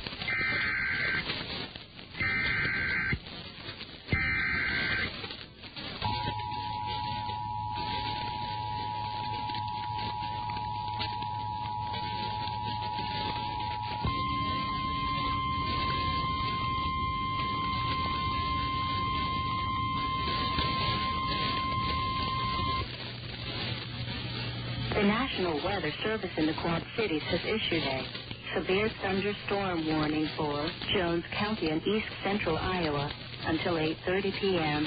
At 7:34 p.m., the National Weather Service Doppler radar indicated a severe thunderstorm with a history of producing large destructive hail. Destructive winds in excess of 70 miles an hour are also possible. This storm was located 8 miles northwest of Anamosa and moving east at 30 miles an hour. The severe thunderstorm will be near Anamosa by 7:45 p.m., Langworthy by 7:50 p.m., Amblin, Monticello by 7:55 p.m., Center Junction by 8:05 p.m., Oslo and 7 miles north of Wyoming by 8:10 p.m. This is a dangerous storm. Move immediately indoors and stay away from windows. Repeating, a severe thunderstorm warning has been issued until 8:30 p.m. for Jones County, Iowa.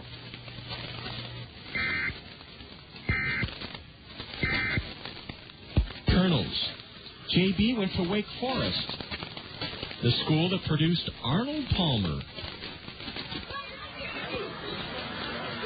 Tucker hit .259 in 48 games in rookie ball for the Everett Aqua Sox last year. JB swings and misses at a changeup.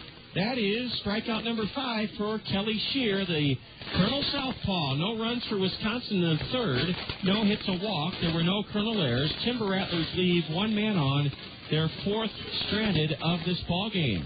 And after 3, the Kernels on top of the Timber Rattlers in Appleton, 6-0. You're tuned to Kernel Baseball on the Kernel Radio Network. If your spring cleaning plans include throwing out household furniture items, be sure to follow the instructions on the orange bulky item collection flyer you received in the mail. Up to 4 items, such as couches, mattresses, and box springs, dressers, wooden desks, and bookshelves, would be picked up by city crews. However, appliances, TVs, computer components, and scrap metal will not be collected. Your orange flyer will tell you where to dispose.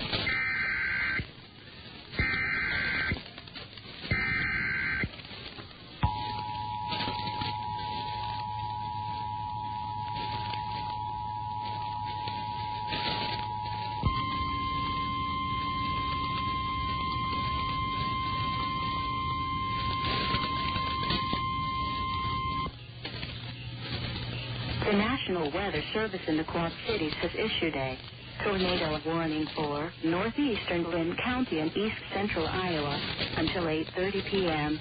At 7:38 p.m., National Weather Service Doppler radar indicated a tornado near Marion, or about 10 miles northeast of Cedar Rapids, moving east at 35 miles an hour.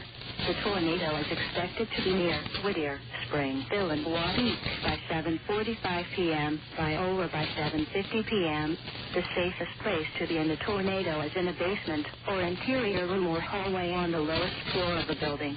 A severe thunderstorm watch remains in effect until midnight Central Daylight Time Friday morning for eastern Iowa and northwest Illinois. Repeating, a tornado warning has been issued until 8:30 p.m. for Lynn County, Iowa.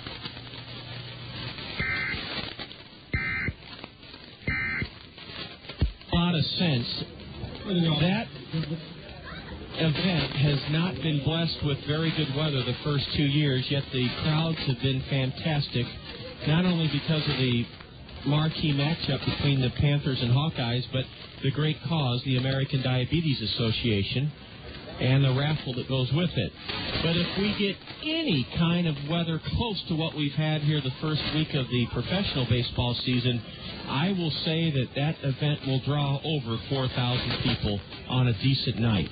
Let's hope that's what we have. Ryan Leahy knuckles the first pitch foul toward the Colonel first base dugout, then reached across the dish to try to pull a changeup, didn't get it. Strike 2 to Leahy, 0-2. Ryan ended the Colonel first when he flew out to center. Top half of the 4th, 6-0 Kernels. Leahy lost one into shallow left center, and on the run is Mike Saunders. He's there and has it. Collided with Alex Gary, and let's see if Gary got the worst of that collision. Mike Saunders caught it in shallow left center, and then the head of Alex Gary collided with the lower part of Saunders, and Alex Gary's up and fine. A near catastrophic collision between Alex Gary and Mike Saunders, but Saunders retires Leahy for the second time tonight, 1 away here in the Colonel 4th inning.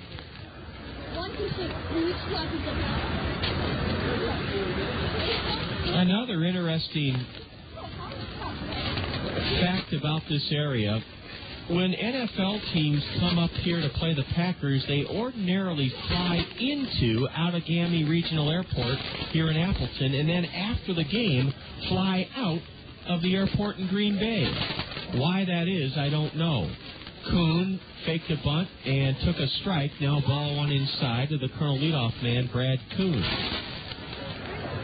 The 1-1 from Fagan is just inside a fastball. The scoreboard says 1-1, but it is 2 balls, 1 strike. So if you ever wonder how teams get to Green Bay, they fly into Appleton, and then after playing at Lambeau Field, from what I've been told by the locals here, they fly out of Green Bay. Look out, a pitch goes over the head of Brad Kuhn for ball 4. Brad Kuhn draws the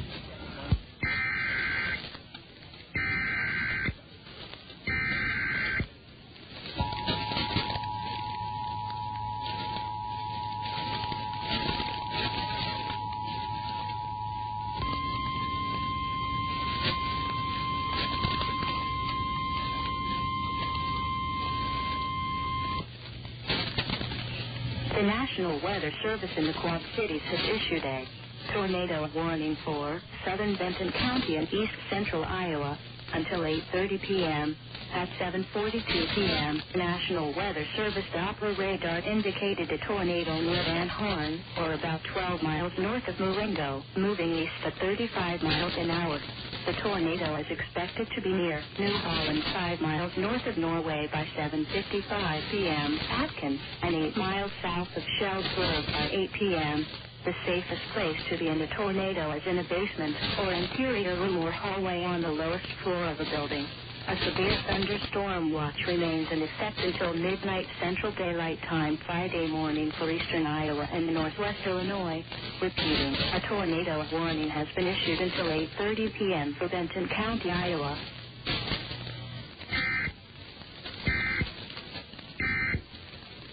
Structure, or built into the structure inside the facility itself, are large banquet areas. And they tell me that the waiting list to have a wedding or a wedding reception in the facilities at Lambeau Field is 2 to 3 years. They have graduation parties there. It's used for multiple purposes year-round. Riley tips one foul behind the plate. Patrick Benton, for the third time tonight, has been hit by a pitch and struck out. Kuhn at second, and the lefty steps off and looks Brad back to second. Brad Kuhn has a huge lead off the bag at second base with 2 out.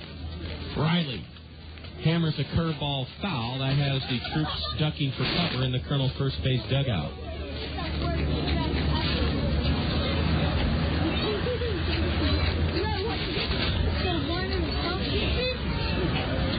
Patrick Riley sets himself.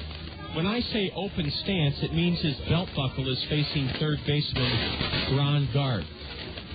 Curve and a swing and a miss on a pitch in the dirt. The catcher, Tucker, fires to first to get Patrick Riley. And that's the second time Patrick has fallen prey to a changeup or a curveball in the dirt. He strikes out swinging. The put out went 2-3. In the fourth, no runs for the Kernels. No hit, a walk. There were no Wisconsin errors. The Kernels leave a runner, our third stranded of the game. After 4.5 innings in Appleton, Kernels lead Wisconsin 6-0. You're enjoying Kernel baseball on the Kernel Radio Network. Reading stimulates a child's imagination, increases their mastery of subject matter, improves their spelling and vocabulary, and opens up new worlds of discovery. That's why Toyota Financial Services, the Gazette, and the Kernels are teaming up to encourage elementary students throughout the community to read. Kernels players will visit 38 elementary schools this spring to talk with students about the benefits of reading. Girls and boys will then be rewarded with nifty prizes for achieving reading milestones. Toyota Financial Services, the Gazette, and the Kernels, proud to stand behind our community's youth through reading. Next up, a musical taste of Dr. Pepper. It's a new spin on an old vibe. From me to you, a tasty sip of Dr. Pepper for your ears, and it starts like this. I'm a pepper, he's a pepper, she's a pepper, we're a pepper, wouldn't you like to be a pepper? Now that's cool, but pepper, it's a little better. So let's slide in a taste of this.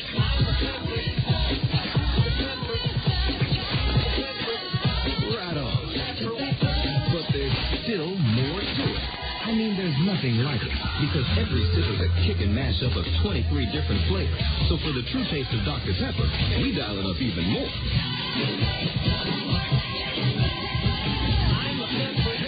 You know it. With 23 flavors mixed into one bold taste, every sip is a cool mix of music to your mouth. Dr. Pepper, there's more to it.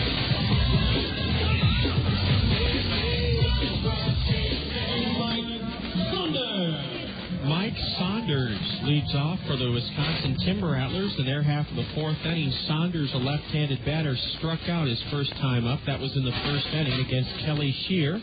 And the Kernel lefty's first pitch is down and away, ball one. 5 runs for the Kernels in the first inning. A pair of 2-run singles by Madrigal and Brett Martinez keyed that inning. And then Brett, with 2 out in the third inning, drove in a run with a ground ball single up the middle to make it 6-0.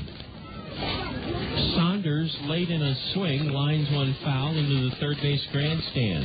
Now a Kelly Shear curveball drops low to the batter, Mike Saunders, a left-handed hitter. The 2-1.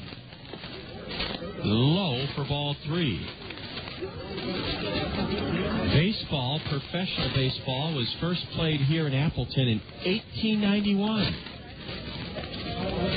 Sounds a lot like our tradition of professional baseball in the city of 5 seasons.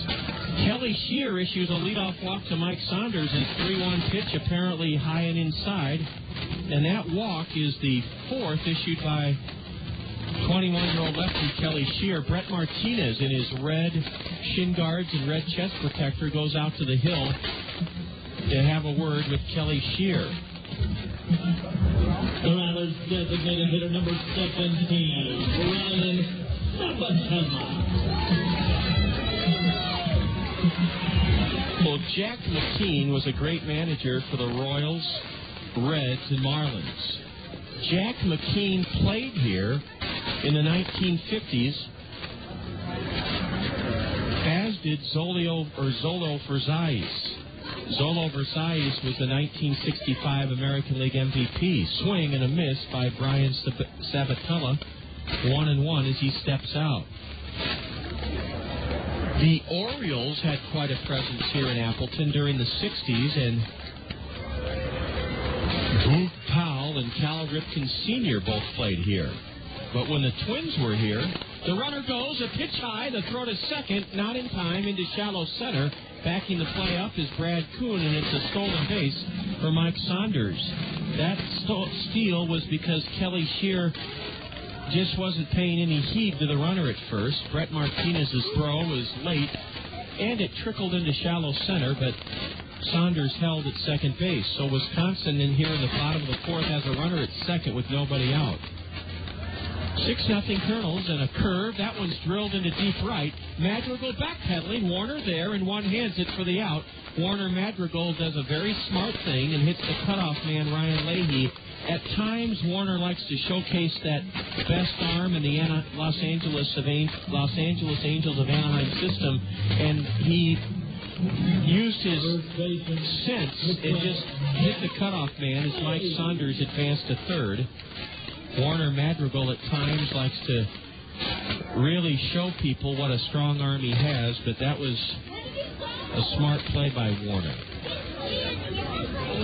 Pat Gillick, the former architect of the Toronto Blue Jays, says, here's a high fly ball golfed into shallow center. Heinley Stacia has it. The runner tags and holds. A one-hop throw to the plate by Stacia. And first pitch swinging Jeff Flagg pops into shallow center where Heinley Stacia caught it. Mike Saunders bluffed a break from third. Took about 4 quick steps down the third base line. Forced Heinley Stacia to throw home. Heinley did, and he threw accurately. And with 2 out, Eddie Hernandez bats. Going back to when the Twins were a farm team here in Appleton, Pat Gillick played here, and so did 1964 American League Cy Young Award winner Dean Chance. Dean Chance also pitched here. Chris Howell, a right-hander, is starting to throw in the Kernel bullpen. A knee-buckling breaking pitch is ruled a ball. Ball 1 to left-handed Eddie Hernandez. Left-handed hitting Eddie Hernandez. Now, Kelly Shear leans in with the ball perched behind his back and comes set above the belt. The delivery is grounded fair past third for a broken bat 2-out RBI single. Over near the line, Patrick Riley has it. Into second it goes. Eddie Hernandez hit it Just between the bag at third and Travis Schlicting to drive home the first run of the evening for Wisconsin. The Colonel lead is now 6-1. By the sound of it, Eddie Hernandez shattered his bat. And he rolled it between the third base bag and Travis Schlicting for a 2-out RBI single. And that's the first run for Wisconsin.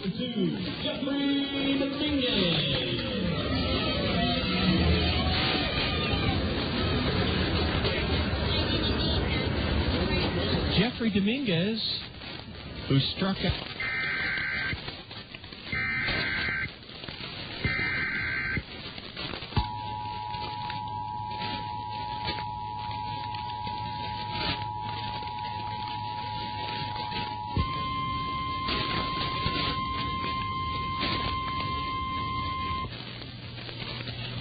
The National Weather Service in the Quad Cities has issued a tornado warning for Jones County and east central Iowa until 9 p.m.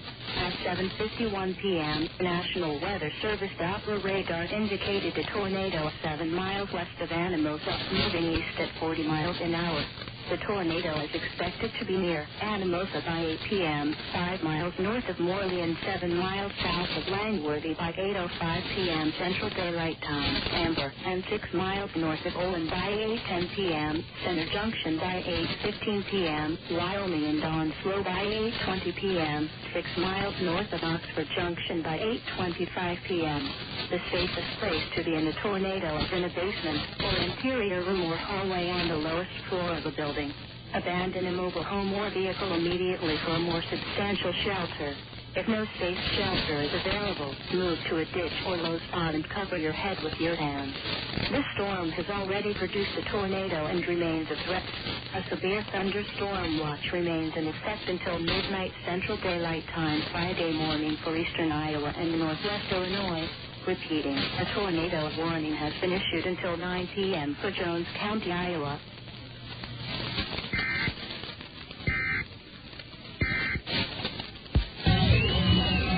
Brad Kuhn missed the cutoff man, and the ball wound up dying between the mound and home plate. So with 2 out, Jeffrey Dominguez, the number 9 hitter, scalded one into right center for a run-scoring double. Let's see if Kelly Shear can get the tough final out here in the 4th inning. Kelly's pitch count is rising by virtue of this 2-out rally by the Timber Rattlers and because he's walked 4 batters. 6-2 now, Kernels in the 4th. Ball 1 downstairs to Ron Gard.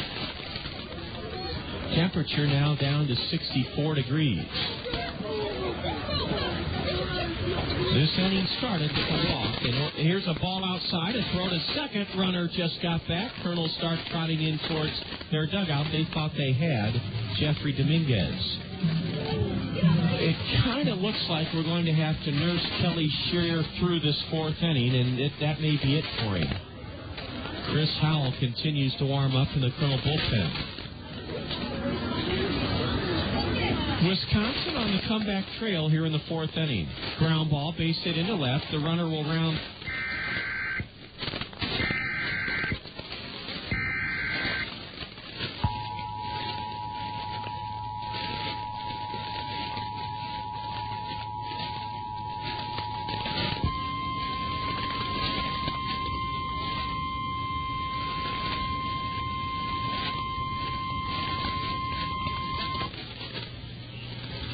The National Weather Service in the Quad Cities has issued a tornado warning for Johnson County and east central Iowa until 9 p.m. At 7:55 p.m., National Weather Service Doppler radar indicated a tornado 3 miles southwest of Oxford, or about 14 miles southeast of Marengo, moving east at 30 miles an hour. The tornado is expected to be near Tiffin by 8:10 p.m., Coralville, University Heights, Oakdale, and 5 miles south of North Liberty by 8:20 p.m., Iowa City, and 7 miles north of Hills by 8:25 p.m., 9 miles south of Solon by 8:30 p.m. This includes Interstate 80 in Iowa between mile markers 230 and 252. This includes Interstate 380 between mile markers 1 and 7. The safest place to be in a tornado is in a basement or interior room or hallway on the lowest floor of a building. Please report any severe weather or damage to your local law enforcement agency or relate to the National Weather Service. Repeating, a tornado warning has been issued until 9 p.m. for Johnson County, Iowa.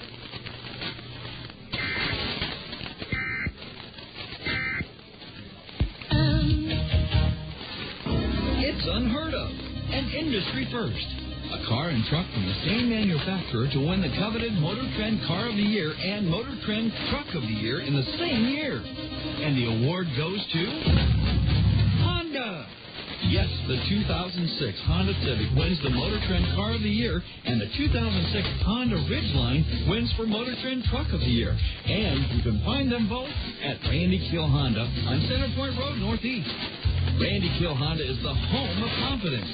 Check out their huge selection of new inventory, including the Honda Civic Hybrid, with fuel savings of up to 50 miles per gallon on the highway.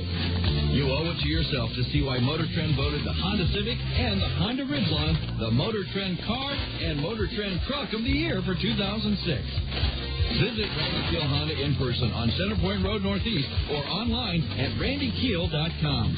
Randy Keel Honda, where they treat you right.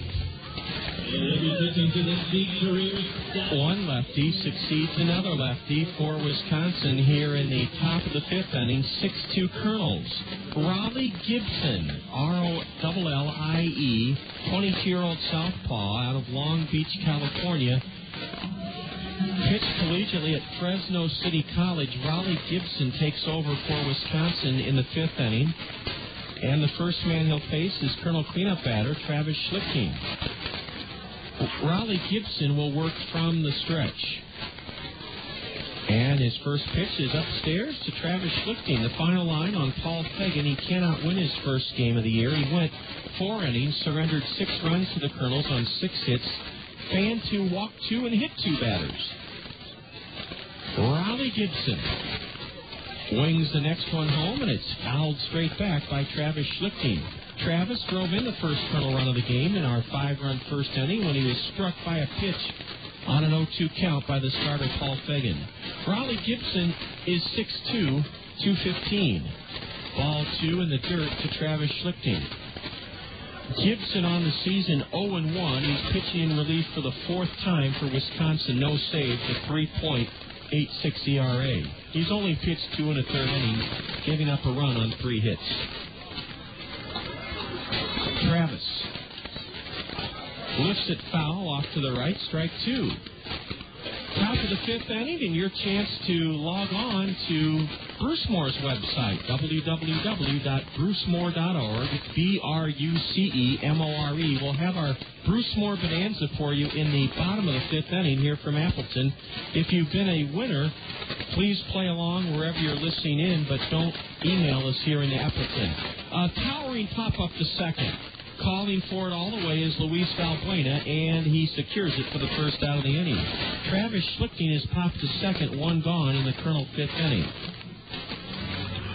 Our Bruce Moore Bonanza gives you a chance to earn a prize from Bruce Moore and to play along at home or at the office. I don't know if cars have computers built into them. I know cell phones do now. So wherever you have access to the internet, log on to www.brucemore, BRUCEMORE, and we'll have our Bruce Moore Bonanza for you in the bottom of the 5th. Dallas Morris batting for the first time in this game. Takes a strike. Morris took over for Mark Trumbo in the 3rd inning at first base. Ball 1 is low to right-handed batting Dallas Morris.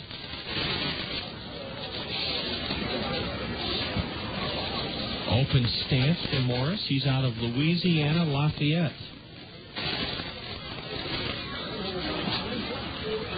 A high drive way back into center, and drifting back to get it is Mike Saunders. He puts it away in front of the warning track. Dallas Morris gave it a ride, but flies out to deep center, 2 away in the Kernel 5th inning. Morris hitting 100 on the year.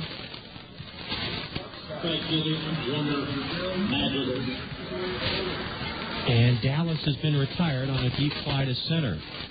Warner Madrigal lined a 2-run single. That was one of the key blows in the Kernel 5-run first inning. 6-2 Kernels, 2 away, nobody on. Here in the top of the 5th inning, ball 1 is downstairs to Warner Madrigal. Madrigal's 2 for 2 in this game with 2 runs scored. What a big play turned in by Patrick Riley and Brett Martinez as the Timber Rattlers had put 2 on the board in the bottom of the 4th. Their third string hit in that inning with 2 outs was by Ron Garth, and Riley threw a strike home to Brett Martinez to get Jeffrey Dominguez and end the inning. Now J.B. Tucker and Raleigh Gibson confer at the base of the mound. As Warner Madrigal, wearing his red socks up high and a long-sleeved red sweatshirt underneath his gray road Colonel uniform top, steps back in. But Gibson fidgets behind the mound on the grass. Raleigh Gibson is on the hill, and he's retired the first 2 Kernels in his first inning of relief out of the Wisconsin bullpen.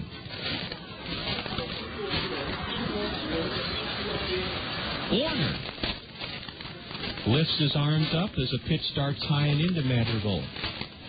Raleigh Gibson appeared in 15 games in his rookie year of pro ball last year in Everett. He won 3, lost 2, recorded a save, and had a 4.45 ERA. Madrigal slices the 2-1 pitch straight back behind the plate.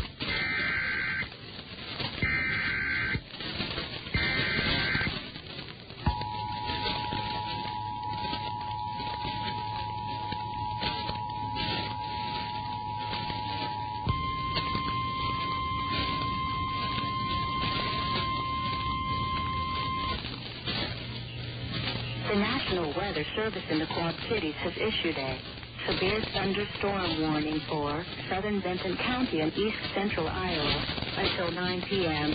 At 8:03 p.m., the National Weather Service Doppler radar indicated a severe thunderstorm capable of producing quarter-size hail and damaging winds in excess of 60 miles an hour.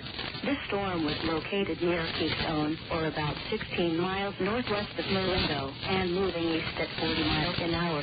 The severe thunderstorm will be near Van Horn and Blairstown by 8:15 p.m., Newhall by 8:25 p.m., Norway, and 9 miles south of Shelburne by 8:30 p.m., Atkins by 8:35 p.m. This is a dangerous storm. Move immediately indoors and stay away from windows.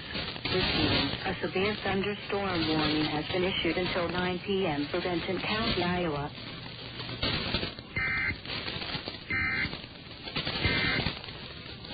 Every Wednesday this season.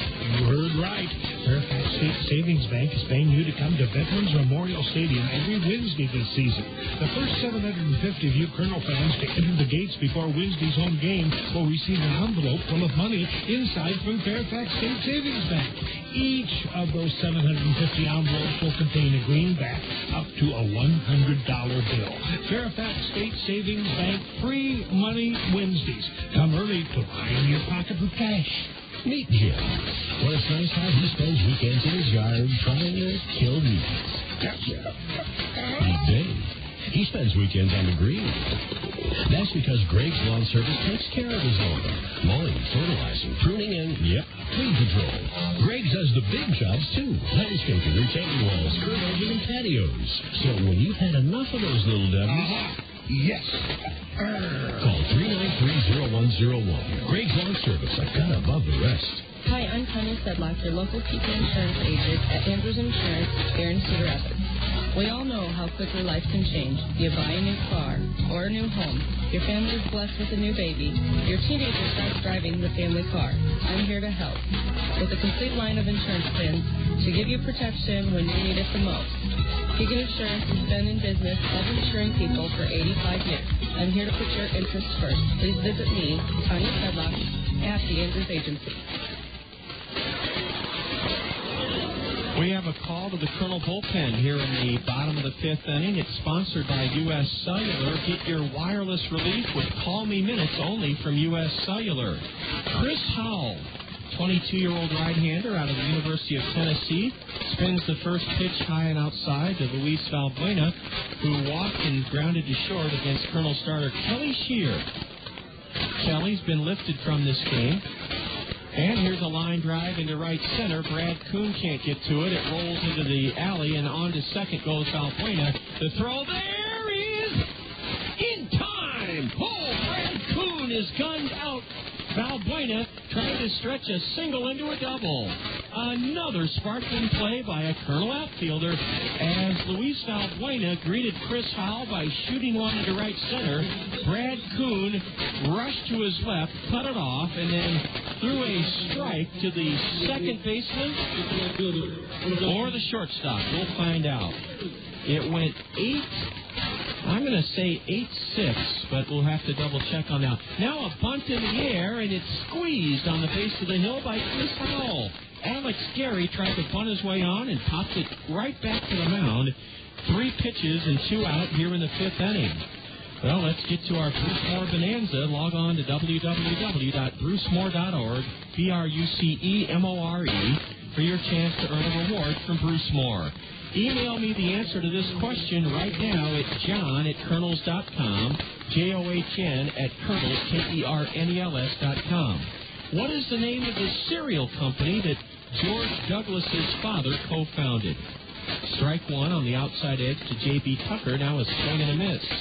What is the name of the cereal company George Douglas's father co-founded? You'll find the answer by visiting www.brucemore.org. Email me with your answer at john@kernels.com. An off-speed curve just missed outside, and it's 1-2 to J.B. Tucker. The action fast and furious here in the Wisconsin 5th inning. 6-2 Kernels, bases empty, 2 out, and Howell delivers upstairs, ball 2. What is the name of the cereal company George Douglas's father co-founded? You'll find the answer by visiting Bruce Moore's website, www.brucemore.org. Breaking pitch, swung on and missed by J.B. Tucker, the cleanup batter. He's gone on strikes. No runs for the Timber Rattlers, a leadoff single, but Brad Kuhn gunned out Luis Valbuena trying to stretch it into a double. There were no Kernel errors, and Wisconsin leaves the bases empty. We'll see if we have any correct answers in our Bruce Moore Bonanza. If not, we'll repeat the question for you in the top of the 6th inning. As we head there in Appleton, Kernels lead the Timber Rattlers 6-2, and you're enjoying Kernel baseball tonight on the Kernel Radio Network. Whether you're a serious athlete or a weekend warrior, injuries can take you out of your game. Smart athletes know that Physical Therapy Associates in Cedar Rapids are the experts in the treatment and prevention of sport-related injuries. Our expert staff serves the metro and surrounding area high school athletes. Physical Therapy Associates in Cedar Rapids, the smart choice in sports medicine. Call us at 398-1569. That's 398-1569. We'll get you back in your game today. Training and the highest quality craftsmanship in the world are 2 hallmarks of union workers. Prospective construction clients can depend on workers who have learned their craft and mastered their skills through the Cedar Rapids, Iowa City Building Trade and Construction Council world-class apprenticeship program. These experienced tradesmen will work with signed contractors to bring flexibility, efficiency, safety, and the highest skill and quality in the world to all building and construction projects. Eastern Iowa works best when there's a union, yes. Technology pervades every aspect of our daily lives. This remarkable age we live in has a machine or a computer to meet almost all of our needs. But you won't find a technological device that can provide you with the personal attention for something as important as insurance. Neighbor Insurance Services, your professional Pekin insurance agency in Hiawatha, is trained on all insurance matters, including how much coverage is enough coverage. For personal attention to all of your insurance needs, see the insurance professionals at Neighbor Insurance Services in Hiawatha. Through 5 innings, a 6-2 Kernel lead here in Wisconsin. First up for the Kernels will be Jordan Renz, the lower third of the order. Renz, Martinez, Leahy. Jordan is 1 for 2 tonight, doubled his last time up. This is his first look at Riley Gibson, the southpaw. We invite you to Earn a prize from Bruce Moore by logging onto their website and answering our Bruce Moore Bonanza question, a change-up, and Jordan swung and missed strike one. The website is www.brucemore.org. And I'll give you the Bruce Moore Bonanza question here again in the sixth inning as Renz takes low for a ball.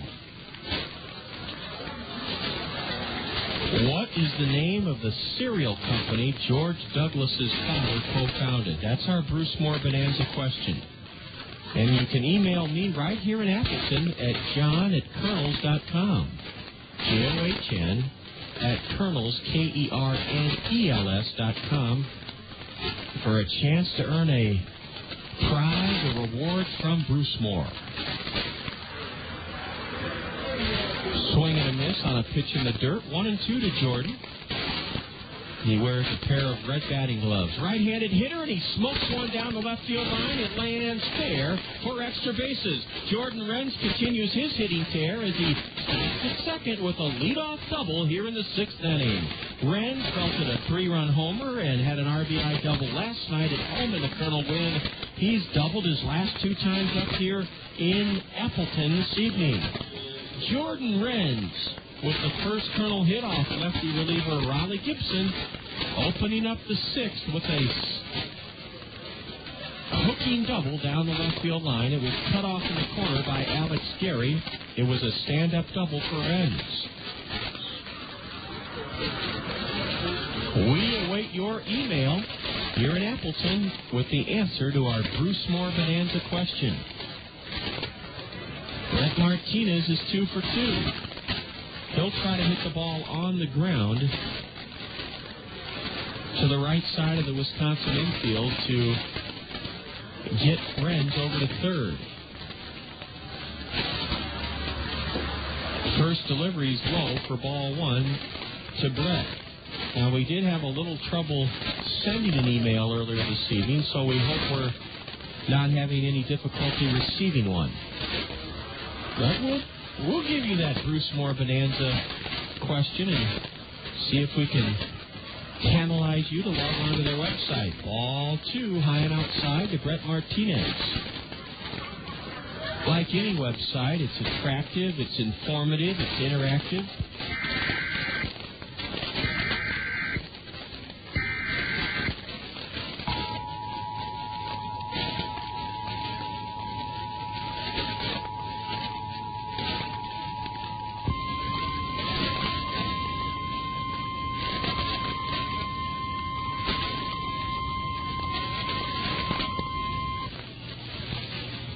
The National Weather Service in the Quad Cities has issued a tornado warning for southern Cedar County and east central Iowa until 9:15 p.m. At 8:16 p.m., the National Weather Service Doppler radar indicated a tornado 21 miles southwest of Destin, or about 4 miles southeast of Iowa City, moving east at 40 miles an hour. The tornado is expected to be near 7 miles south of Bennett by 8:45 p.m. This includes Interstate 80 in Iowa between mile markers 255 and 277.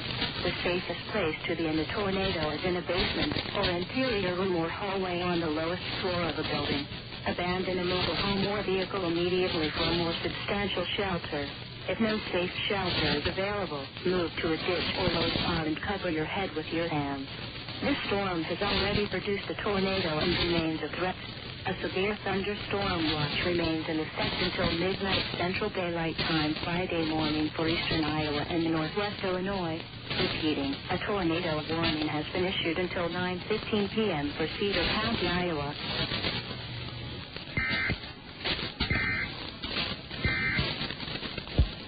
Squares and takes a strike as he was going to bunt but let it go by. Strike one. Ryan steps out. He uses a two-tone color bat, a dark brown handle with a white ash barrel.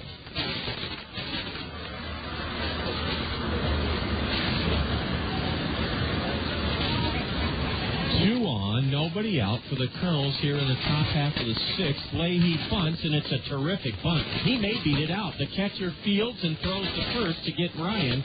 On to third, Renz. Up to second, Martinez. It was J.B. Tucker who had to pedal about 15 feet to the right of home plate, pick the ball up with his catcher's mitt, transfer it to his throwing hand, and then he gunned to the first baseman for a 2-3 put-out, a sacrifice by Ryan Leahy. Kernels continue to do the little things right in the first week of this season. Well, it looks like we're going to have to stall out on our Bruce Moore Bonanza. Perhaps we're having trouble receiving email, or perhaps we've stumped you. We'll give you one more crack at it as Brad Kuhn bats with the infield in and one out. Kernels with a 6-2 lead and have a great chance to add to that advantage here in the sixth inning. Kuhn, a check swing roller to third, throw home, and the runner is out at the plate. Sliding in underneath the shin guards of J.B. Tucker was Jordan Renz, and he's out 5-3. So the sacrifice by Leahy will be to no avail. In fact, the putout was 5-2, not 5-3. A check swing by Brad Kuhn. Excuse me, is what he said with that swing. He reaches on a fielder's choice. Advancing to third was Brett Martinez. And can the Kernels continue their phenomenal proficiency of two-out clutch hitting? That's what they'll need from Heinle Statia. Brad Kuhn tried to hold up. The pitch hit the barrel of his bat and rolled weakly to third. Renz broke quickly towards the plate, but was gunned out by Ron Garth for the second out of the inning. Heinle Statia 0 for 2 tonight. Takes a pitch in the dirt, a wild pitch, and streaking home to make it 7-2 Kernels is Brett Martinez. Brett Martinez races home, scores standing up on a wild pitch charge to Raleigh Gibson, or will that be a pass ball? Now, no, they're signaling wild pitch from the press box to our right, and that means the Kernels enjoy their original 5-run lead. Well, actually, they led 6-0 in this game, but jumped ahead 5-0 in the first half inning. It's now 7-2 Kernels. Brett Martinez sprinted home as the pitch got between the legs of J.B. Tucker. Now a line drive to the shortstop. Caught by Jeffrey Dominguez. Heinle Statia ripped it hard, an atom ball right at the shortstop to end the Kernels' sixth. In the sixth for the Kernels, 1 run on 1 hit. There were no Wisconsin errors. A wild pitch. Kernels strand a runner and have left 4. Well, let's go one more time with the Bruce Moore Bonanza. Log on to Bruce Moore's website, www.brucemore.org, BRUCEMORE. Your chance to earn a prize from Bruce Moore by answering this question and emailing me the answer. What is the name of the cereal company George Douglas's father co-founded? What is the name of the cereal company George Douglas's father co-founded? Email me the answer to that Bruce Moore Bonanza here in Appleton at john@kernels.com, JOHN at Kernels, KERNELS.com. And we'll see if we can congratulate a winner when Wisconsin bats in their half of the sixth inning. After 5.5, Kernels 7, Wisconsin 2. You're tuned to Kernel Baseball on the Kernel Radio Network.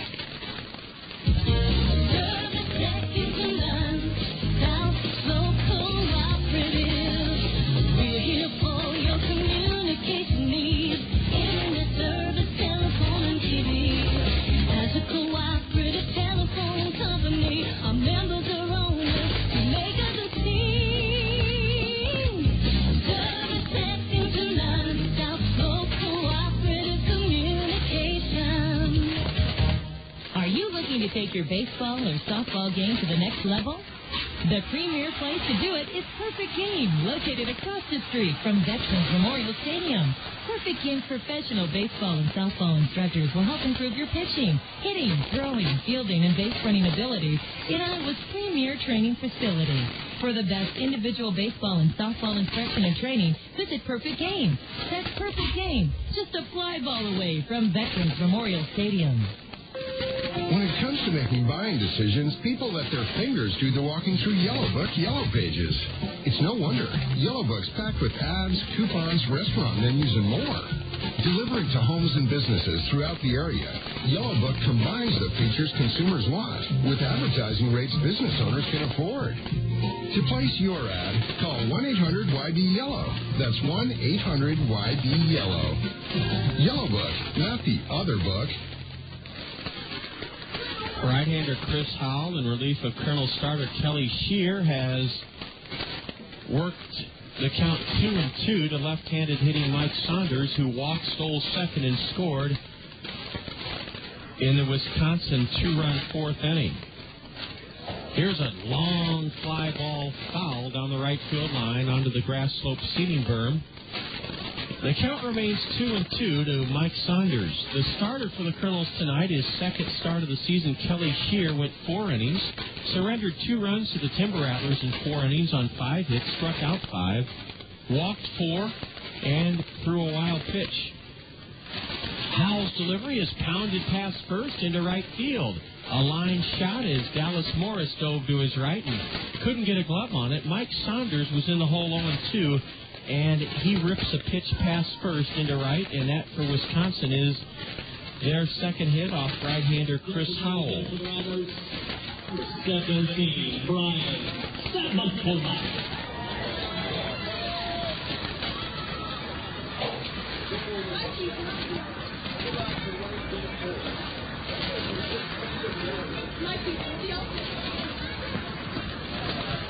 Chris Howell's first pitch is in the dirt to Brian Sabatella, who's 1 for 2 tonight.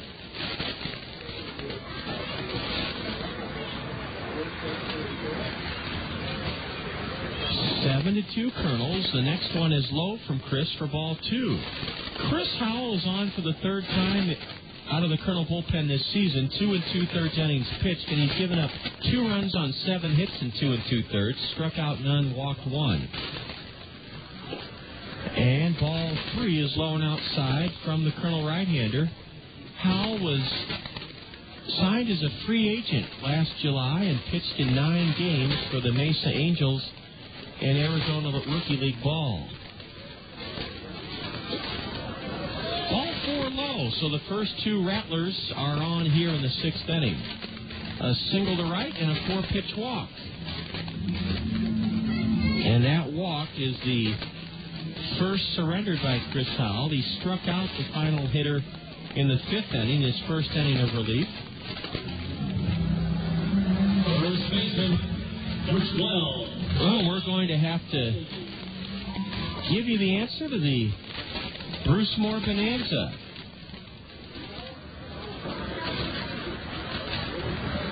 I'm sure a number of you logged on to the Bruce Moore website, but we must have a kink in the internet hose delivery system here at Appleton because we weren't able to receive any of your emails.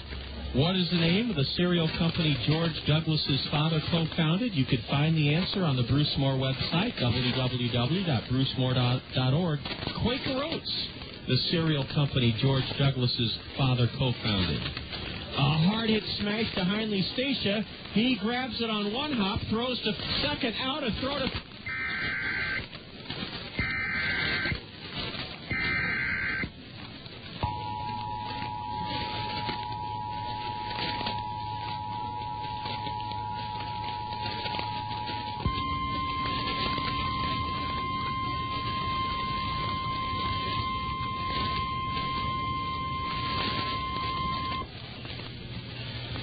The National Weather Service in the Quad Cities has issued a severe thunderstorm warning for Southern County and east central Iowa until 9:30 p.m.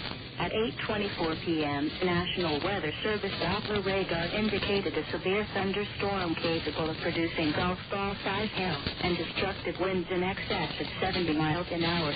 This storm was located near Bergam, or about 8 miles southeast of Cedar Rapids, and moving east at 35 miles an hour. The severe thunderstorm will be near Lisbon by 8:35 p.m. This includes Interstate 380 between mile markers 13 and 33. This is a dangerous storm. Move immediately indoors and stay away from windows.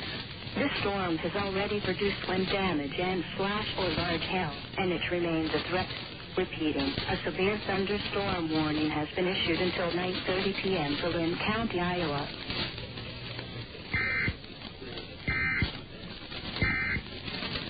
In 11 years with the Kernels, I've never seen a triple play. But the Kernels have turned one here in the bottom of the sixth inning as an argument is ensuing between Jim Horner, the skipper of the Timber Rattlers, and the umpiring crew.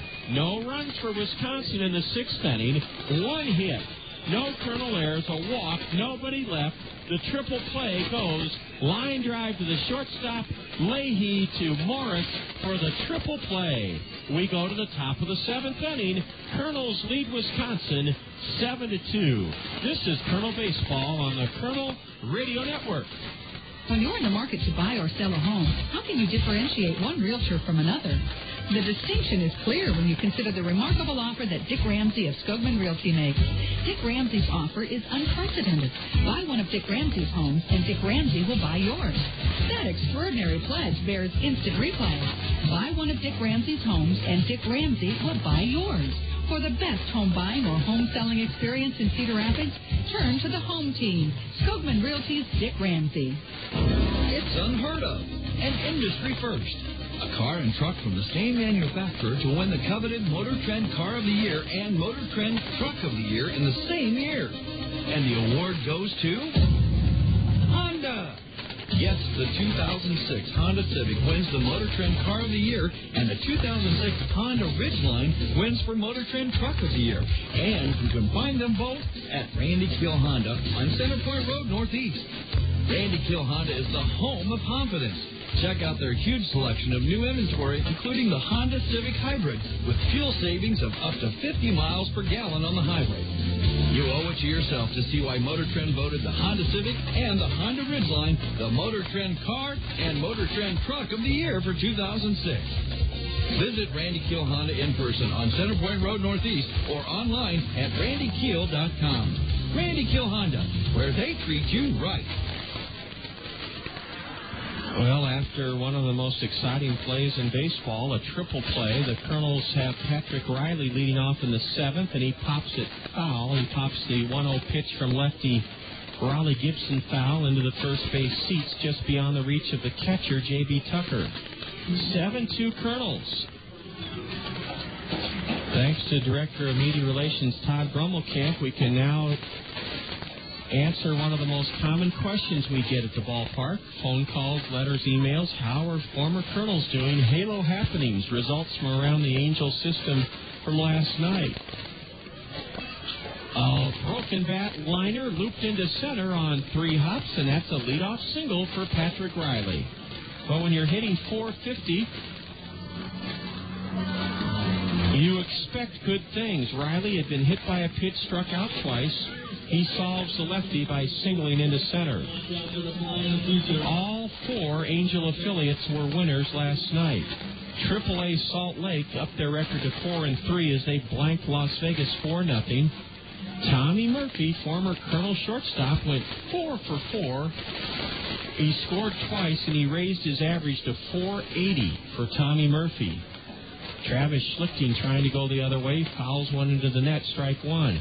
Former Colonel second baseman Howie Kendrick upped his average to 452. He was 2 for 5 in Salt Lake's victory last night, the AAA Bees. Schlicting looks at a strike on the inside edge. Travis, the Colonel cleanup batter, is driven in a run. He's 0 for 2, and he's in the hole 0-2. AA Arkansas is 4-2 as they edged Wichita 5-4. Former Colonel right-hander Aaron Pullen got the win in relief. Former Colonel third baseman Matt Brown belted a 2-run homer. And former Colonel Aaron Peel went 2 for 4 for AA Arkansas. Ball 1 is high to Travis Schlicting. 7-2 Kernels were in the top of the 7th. Patrick Riley leads away from first for the Kernels. And a changeup fooled Travis Schlicting. He goes down swinging for the first out here in the Kernels 7th.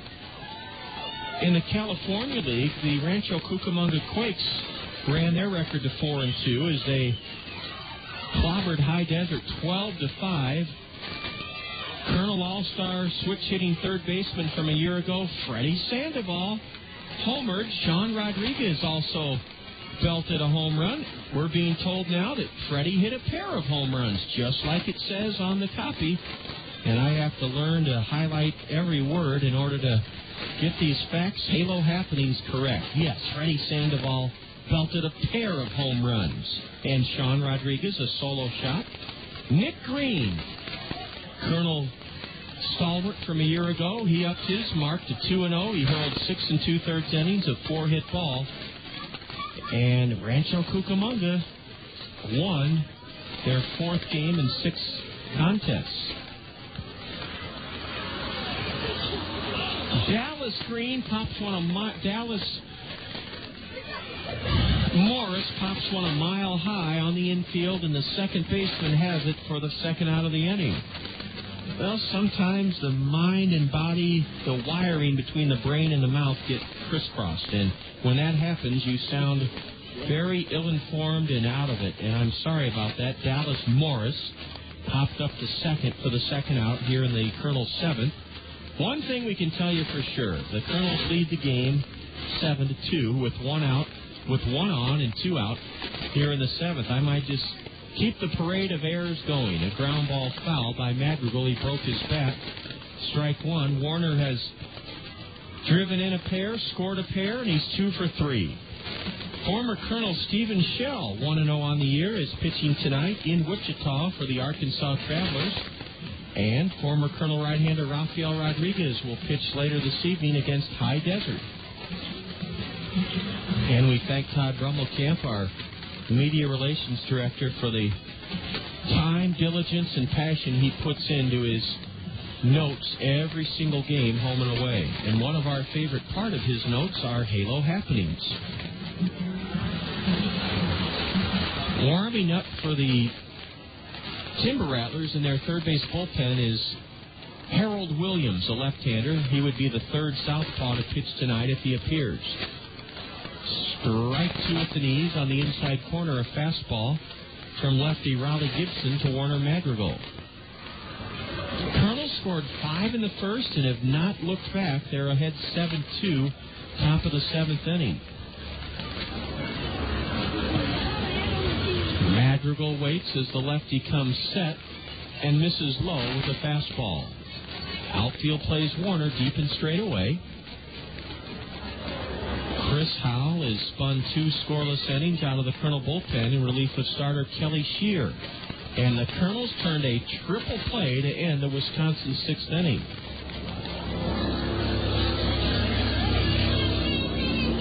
A pitch down and in. Madrigal swung at it. He tried to hold up, but he's gone swinging to end the Colonel's 7th inning.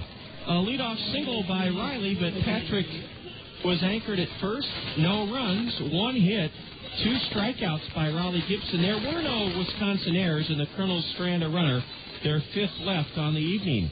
Fans are up on their feet for the 7th inning stretch here in Appleton, where the Kernels hold a 7-2 advantage over the home team. You're tuned to Kernel Baseball on the Kernel Radio Network. Cedar Rapids' oldest wholesale greenhouse is also Cedar Rapids' full-service landscaping and lawn care center. Cedar Rapids Greenhouses has been serving Eastern Iowans for 50 years at the corner of Johnson Avenue and Edgewood Road, behind Duffy's on the Go. Cedar Rapids Greenhouses has a full line of trees and shrubs like magnolias, maples, and lilacs. And for a limited time, buy any potted tree and Cedar Rapids Greenhouses will deliver and plant it free. If you're searching for the right beautification project, let the trained landscape designers at Cedar Rapids Greenhouses help you create a unique plan for your home. From retaining walls to ponds, waterfalls, and fountains, they'll work within your budget and taste, and they do free estimates. Lawn care featuring mowing, fertilization, seeding, sodding, aeration, dethatching, maintenance, and cleanup are all done with care and precision. For the highest quality and low prices, see the difference at Cedar Rapids Greenhouses, Eastern Iowa's full-service landscapers at the corner of Johnson Avenue and Edgewood Road. Hi, I'm Phil Andrews, your local Pekin Insurance agent at Andrews Insurance in Cedar Rapids. I'd like to introduce you to an easy-to-understand, affordable life insurance plan with great benefits. It's simplified issue whole life from Pekin Insurance. The plan requires no medical exam, has guaranteed rates for life, and a guaranteed cash value. Life insurance made simple and affordable from Pekin Insurance. To learn more, contact me, Bill Andrews, at Andrews Insurance. Wisconsin bats in their half of the seventh, the lower two in the order, and Eddie Hernandez fouls the first pitch behind home plate, strike one. Eddie with an RBI single past third into left field in the Wisconsin two-run fourth inning. 7-2 Kernels, bottom of the seventh. Chris Howell with his next delivery. It's a chopper to first, knocked down by Dallas Morris.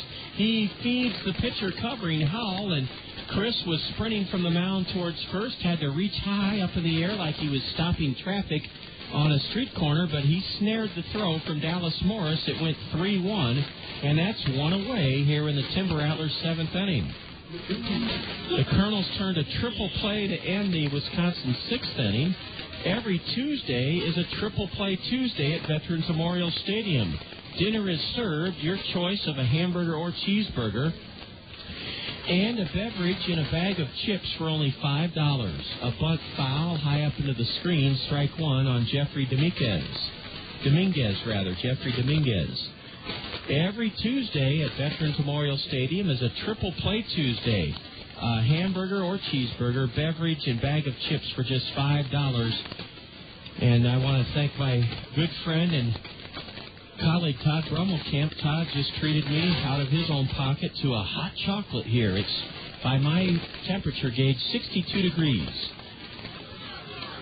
Strike two call to the switch-hitting shortstop, Jeffrey Dominguez.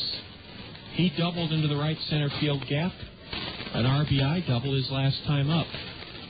Dominguez swings hard and ropes the pitch foul into the backstop. Only $5 for a hamburger or cheeseburger, a beverage, and a bag of chips. That's the triple play.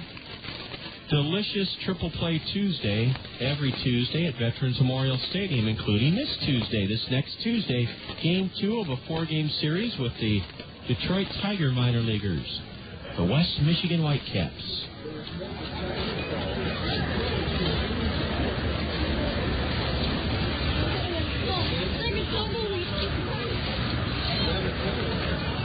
Well, we'll be taking a look at the State Farm Major League scoreboard in just a little bit, and we also have our baseball fun fact for you right now. And it involves the one season the Seattle Pilots were in existence, 1969 at Old Six Stadium, and then their rebirth as the Seattle Mariners in 1977. A 1-2 pitch from Howell is low to the number 9 hitter. Diego Segui, the only player to play for both the 1969 Seattle Pilots and the 1977 Seattle Mariners. Here's a high fly ball to the center of the diamond. Ryan Leahy has his eye on it, and he plops into his mitt at shallow second for the second out of the seventh inning. Jeffrey Dominguez pops the shallow second. 2 gone here in the Wisconsin seventh inning, 7-2 Kernels. Diego Segui was a star for the Seattle Pilots, and believe me, they didn't have many in their 1 year as the Pilots. Tommy Harper led the American League in steals as a Seattle Pilot in '69. Diego Segui, get this, he won 12 games for the Pilots and saved 12 games. He was an all-star pitcher for the Seattle Pilots, and then as a 40-year-old, he was on the staff of the 1977 Seattle Mariners. That's our baseball fun fact. A two-hopper to short, and digging it out is Heinle Stacia. His peg is in time to get the batter, Ron Garth. Garth has grounded to short, and a 1-2-3 inning for Chris Howell. The first 1-2-3 inning recorded by a Kernel pitcher tonight. Down in order go the Timber Rattlers in the bottom of the seventh inning as we head to the top of the eighth in Appleton. Kernels still lead Wisconsin 7-2. This is Kernel Baseball on the Kernel Radio Network. When it comes to auto insurance, Westside Agency in Halo, your professional Pekin insurance agency, will make certain you're properly insured with the right coverages and deductibles. Westside Agency will tell you about the money-saving discounts from Beacon Insurance. car discount, good student discount, loss-free discount, 45-plus auto discount, auto home discount, low mileage discount. To see if you qualify for any of these auto discounts that will lower your premium, visit Westside Agency in Palo. John Rogers back here in Appleton with an important set of details about Peck's Flower and Garden Shop. They're the place to visit for your Easter flowers and plants. Lilies, bouquets, all fresh and colorful, of course, from Peck's. They also have daisies and pansies for Easter. Plenty of good reasons to visit Peck's this weekend. In fact, the Easter Bunny will be at Peck's on Saturday from 10 to 4. Your kids will never forget getting to see the Easter Bunny and all the hoopla and fun and fantasy that goes along with that. Peck's Flower and Garden Shop. Visit them for Easter. You can visit them online at pecksflorist.com. They're an FTD telefloral florist, so you can send flowers to Mom across the country or across the block. Peck's, they've been growing with the Cedar Rapids area for 50 years. A lefty, Harold Williams, is now on the hill, the third southpaw employed by Wisconsin tonight. Southpaw Raleigh Gibson pitched 3 innings for Wisconsin, allowed a run on 2 hits, struck out 2, walked 1. It's 7-2 Kernels. We're in the top of the 8th inning. Harold Williams misses high and away to Jordan Renz, who's 2 for 3 with a pair of doubles. Swing and a miss, a big cut by Jordan, and he missed it for strike 1. Harold Williams is a tall, lanky lefty. No record. He's on for the 4th time, and he's not allowed a run in 3 2/3 innings on the young season. Harold Williams, wearing a black long-sleeve shirt underneath his white home Wisconsin top. Ball 2 is downstairs to Jordan Renz. We got an email here between innings, a fella emailing us asking if David Segui was Diego Segui's son. Here's a ground ball up the middle for a base hit. Jordan Renz has collected the 9th Kernel hit of this game and his 3rd in a row. Isn't it great to see Jordan coming alive after that slow start, 0 for 13? He's now 3 for his last 3 and 3 for 4 tonight. Yes, it was Edwin who emailed us from Cedar Rapids. Edwin, indeed, David Segui is the son of Diego Segui. David was a power-hitting New York Met, but I think he's out of baseball now.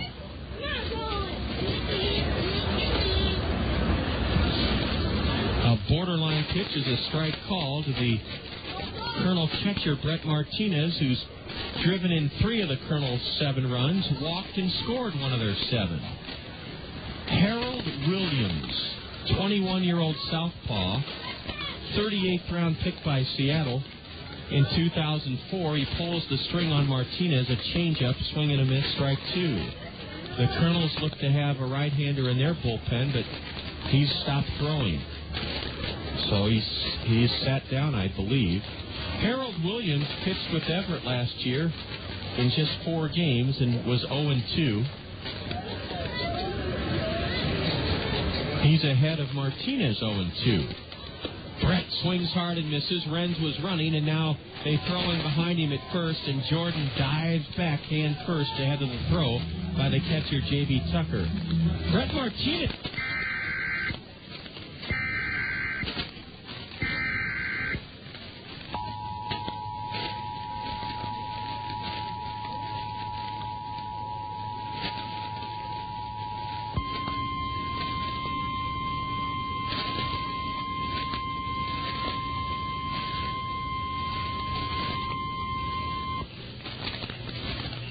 The National Weather Service in the Quad Cities has issued a tornado warning for Johnson County and east central Iowa until 9:45 p.m. At 8:45 p.m., National Weather Service Doppler radar indicated a tornado near Oxford, or about 14 miles south of Cedar Rapids, moving southeast at 40 miles an hour. Another tornado will be moving east out of southeast Johnson County in the next 10 minutes. The tornado is expected to be near Tiffin and North Liberty by 8:55 p.m. Oakdale, Coralville, and 9 miles southwest of Solon by 9 p.m. Central Daylight Time. Iowa City and University Heights by 9:05 p.m. 6 miles northeast of Hills by 9:10 p.m. 8 miles northeast of Lone Tree by 9:20 p.m. This includes Interstate 80 in Iowa between mile markers 230 and 253. This includes Interstate 380 between mile markers 1 and 11. The safest place to be in a tornado is in a basement or interior room or hallway on the lowest floor of a building. Repeating, a tornado warning has been issued until 9:45 p.m. for Johnson County, Iowa.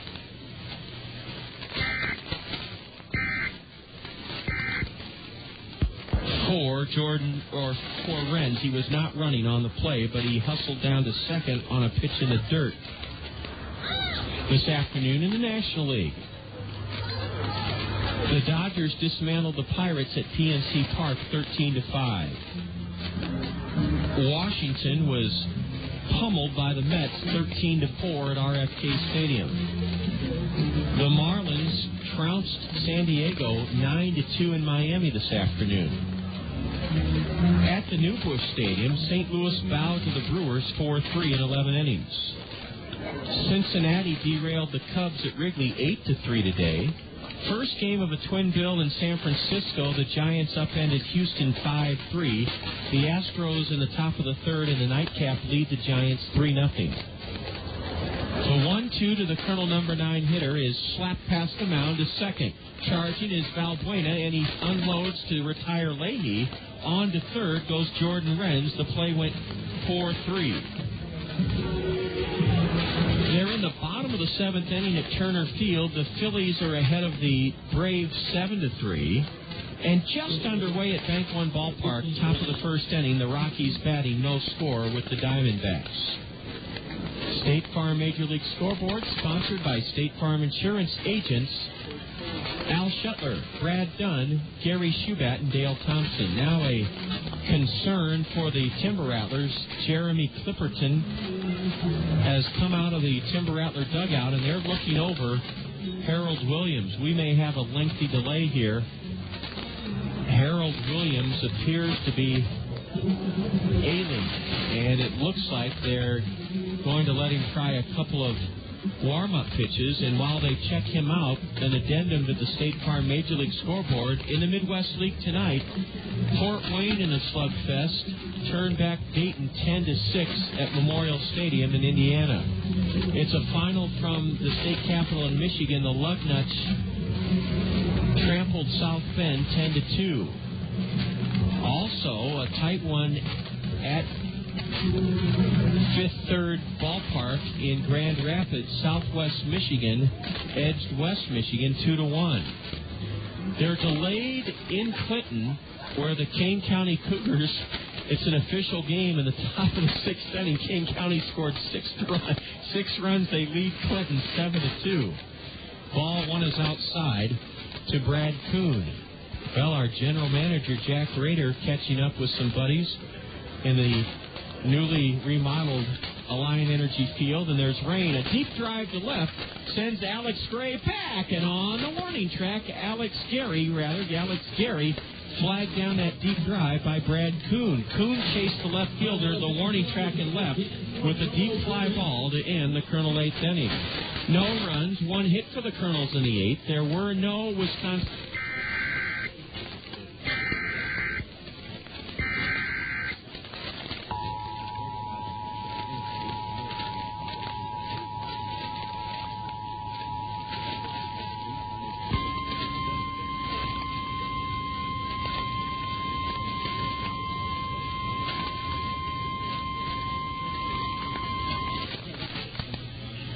The National Weather Service in the Quad Cities has issued a severe thunderstorm warning for northeastern Benton County and east central Iowa until 9:45 p.m. At 8:50 p.m., the National Weather Service Doppler radar indicated a severe thunderstorm capable of producing quarter-size hail. This storm was located near Mount Hubbard, or about 7 miles northwest of Benton, and moving east at 45 miles an hour. The severe thunderstorm will be near Valbuena by 9:05 p.m. This includes Interstate 380 between mile markers 41 and 48. This is a dangerous storm. Move immediately indoors and stay away from windows. Repeating, a severe thunderstorm warning has been issued until 9:45 p.m. for Benton County, Iowa.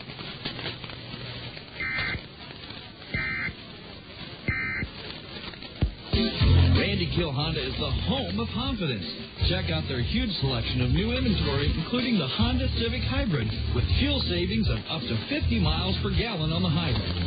You owe it to yourself to see why Motor Trend voted the Honda Civic and the Honda Ridgeline the Motor Trend Car and Motor Trend Truck of the Year for 2006. Visit Randy Kill Honda in person on Centerpoint Road Northeast or online at randykeel.com. Randy Kill Honda, where they treat you right. Ryan Aldridge has answered a U.S. Cellular call to the Colonel bullpen here in the bottom of the 8th inning.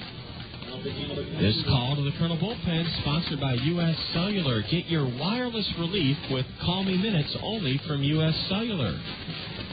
Chris Howell pitched 3 scoreless innings in relief of Kelly Shear. Howell is the pitcher of record in this game. 7-2 Kernels. Chris worked 3 innings, gave Wisconsin no runs on 2 hits. He struck out 1, walked 1, and he had a triple play turned behind him. Ryan Aldridge from Middle Georgia College. He tells me it's not far from Savannah, Georgia. Ryan will face Luis Valbuena, and his first delivery is a fastball, a swing and a miss, strike 1.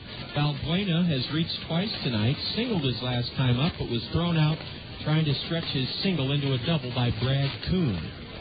Valbuena, left-handed batter, swings and misses, and that one was clocked at 87 miles an hour by a company that's known as Roadrunner here in Wisconsin. Of course, the only Roadrunner we know is our equipment manager, Ron Klein. And believe me, if Roadrunner catches you, you are through. Ryan Aldridge, making his 3rd appearance on the year. He's stubbed his toe a couple of times trying to close ball games for the Kernels, and it's just a matter of getting him some more innings and a little more confidence. A slider in on the hands of Valbuena, and he cranks it foul onto the grass slope seating berm.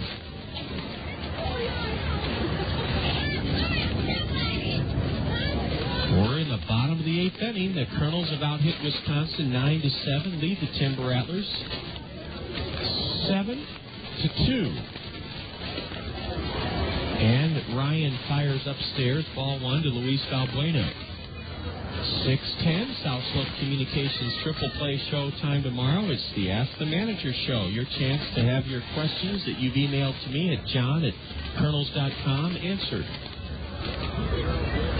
Valbuena lifts a high pop foul. It'll land beyond the reach of Travis Schlicting, hustling into that carved, indented bullpen of the Timber Rattlers down the third base side. Ryan Aldridge, Aldridge, 6'2", 210, a right-hander.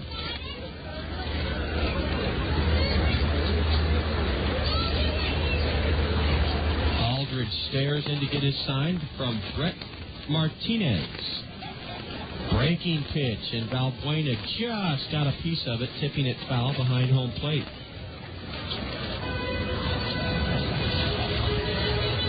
Yeah, when I was a kid, we were talking about our baseball fun fact. Diego Segui, a pitcher, the only man to play for both the Pilots in '69 and the '77 Mariners. I had a couple of baseball cards of him, and he always, all the cards I have of him, he's not wearing a hat. There was one year in '67 or '68 where, for some reason, Topps took those exciting headshots of the ball players, and for some teams, they never had the guys wearing caps. I could never figure that out. Aldridge rocks and delivers. Another swing, and a piece of it, a tipped foul behind home plate. And it's been a good at-bat for Luis Valbuena, the number 2 hitter. That pitch was a tough one to handle by the batter right in on his hands. A good pitch from Ryan Aldridge, the right-hander.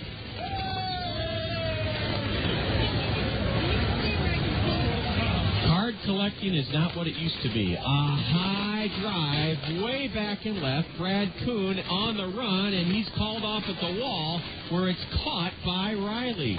Patrick Riley caught that one. The wind has resurfaced here in Appleton, blowing from the right field line towards left center, and that ball got up in that wind, and it was blown from left center towards Patrick Riley. Kuhn had a beat on it, but Patrick Riley was the one who brought it down safely on the warning track in left field.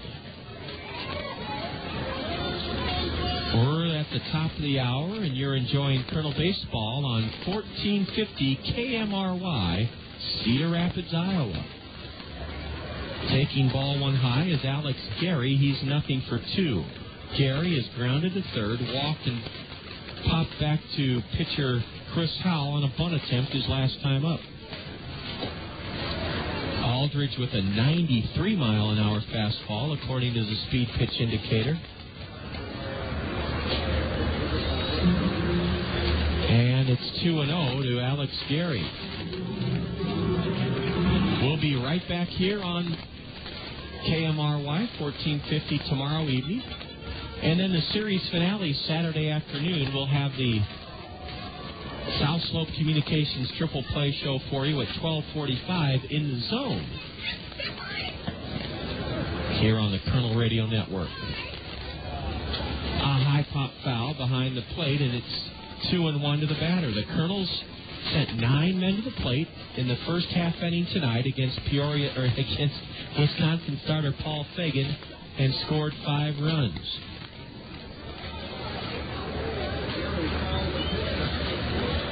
Alex Gary, a right-handed hitter, looks at a steep right called, another 93-mile-an-hour fastball, and we haven't seen this type of velocity from too many Colonel pitchers recently. Mitch Arnold was supposed to be able to get it up that hard, but Mitch was plagued by arm trouble most of last season, and we never quite saw that type of velocity from Mitch Arnold. Gary wings the next pitch foul into the backstop. It's still 2-2. There's a very interesting air museum up here in Oshkosh, just south of Appleton, called the EAA Air Museum, and they have a big fly-in here every summer, and it just is a huge economic boon to Oshkosh, Wisconsin. Small aircraft, private planes. Uncle Charlie just missed outside. The Colonels thought they had Alex Gary struck out.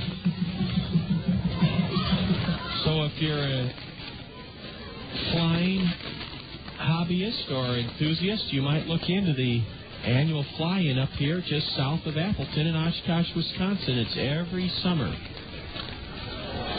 A 3-2 pitch, is hammered foul off to the right.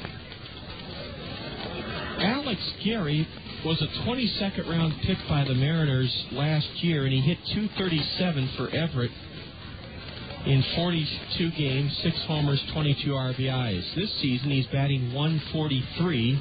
He loads his back foot with most of his weight, lifting his front heel off the dirt. And takes strike 3 called. Ryan Aldridge with a blistering fastball at the knees on the inside corner. 2 away here in the Wisconsin 8th inning. Sports Medicine Center Bone Crusher. It's 7-2 Kernels. And a $10 Timber Rattlers gift card is the catcher, number 4, J.B. Tucker.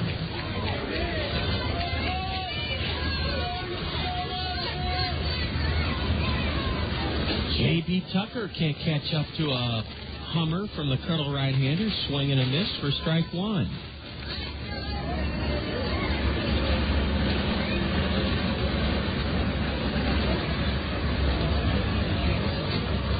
J.B. bats from a low crouch and takes strike 2 on the outside corner. We're finally kind of getting accustomed to the deliberate, if not delayed, call by this plate umpire. Strike 3 called. as Scott Unash likes to say, good morning, good noon, and good night. That's the third time J.B. Tucker has struck out in a row, and Ryan Aldrich was very impressive in the bottom of the eighth inning as he retires the Timber Rattlers in order for just that's the second time in a row they've gone down 1-2-3, nothing across. The Kernels are trying to start this Easter weekend on a positive note in search of their third straight win, and as we head to the top of the ninth, Kernels on top of Wisconsin, 7-2. This is Kernel Baseball on the Kernel Radio Network.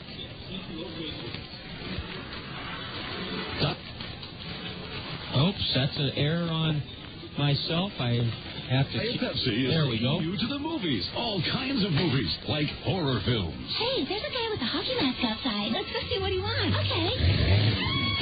Sci-fi films. Gentlemen, we're in luck. Those aliens speak American. Kung Fu movies. Your English voiceover looks terrible. Taste my nunchucks.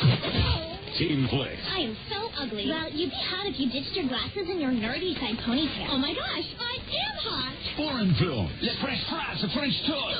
Baguette, les bouchées, les croissants. Crime films. So, did you find anything? Only this computer disc labeled totally incriminating evidence. Well, keep looking. Introducing the Diet Pepsi box office promotion. Find a code in specially marked Diet Pepsi packages. Collect and enter codes at dietpepsiboxoffice.com to redeem for a movie ticket, even to action movies. Well, bad guy's dead. I'll just turn my back. I can't believe you fell for that. Light, crisp, refreshing Diet Pepsi. Subject to official rules, void where prohibited. In 63006. Multiple purchases required. See website for redemption details. Imagine the convenience of accomplishing your next real estate transaction under one roof. Buying a home, selling a home, or securing the right mortgage loan are simple and worry-free at Todd Financial Services. Todd Financial Services knows that you've worked hard to be able to make the dream of home ownership a reality. Todd Financial Services understands that people do business with people they trust. You can count on Todd Financial Services to put you and your needs first so that your real estate transactions are pleasurable.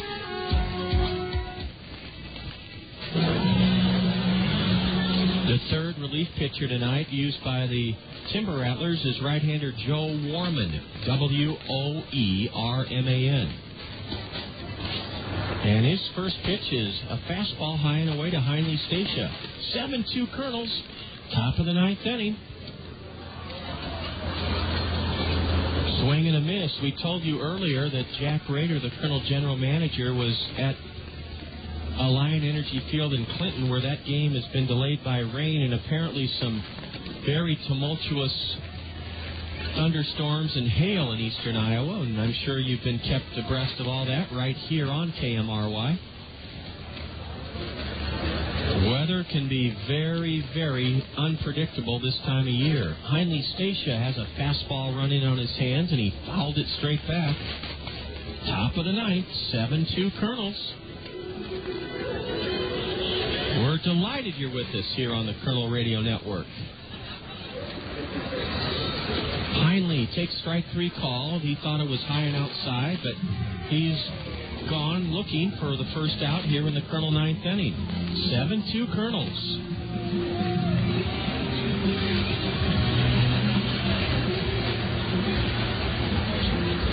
Wouldn't you like to have some sort of royalty or even maybe a dime for every Brett Favre jersey that's been sold up here in Wisconsin, or for that matter around the country the last 15 years? I bet there have been literally hundreds of thousands of number 4 jerseys sold. The Packers are big, big stuff here. There's still a rain delay in Clinton.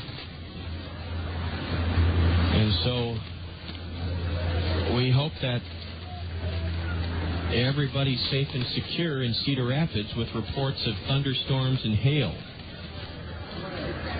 It's fine up here, both weather-wise and on the scoreboard. Joe Warman from San Diego City College is ahead of Patrick Riley, no balls, 2 strikes. The next one is a fastball low and away. Warman is in his 4th year of professional baseball. 23-year-old right-hander, lives in California, and he gets Patrick Riley on a pitch down and in, a swing and a miss. It was in the dirt, and it was J.B. Tucker, the catcher, having to retrieve it and throw out Patrick Riley. Joe Warman has struck out the first two Kernels here in the ninth inning. All right, fans, here comes the six-career staffing game, and if he strikes out, watch out for the flying T-shirt. It's the third baseman, Travis Schlicting. Schlicting drove in the Kernel first run of this game. Travis Schlicting, that is, and he did so back in the first inning, a Kernel 5-run first when he was struck on an 0-2 pitch with the bases loaded. Ball one outside. Now a home run cut by Travis. He swung and missed, strike one. Joe Warman.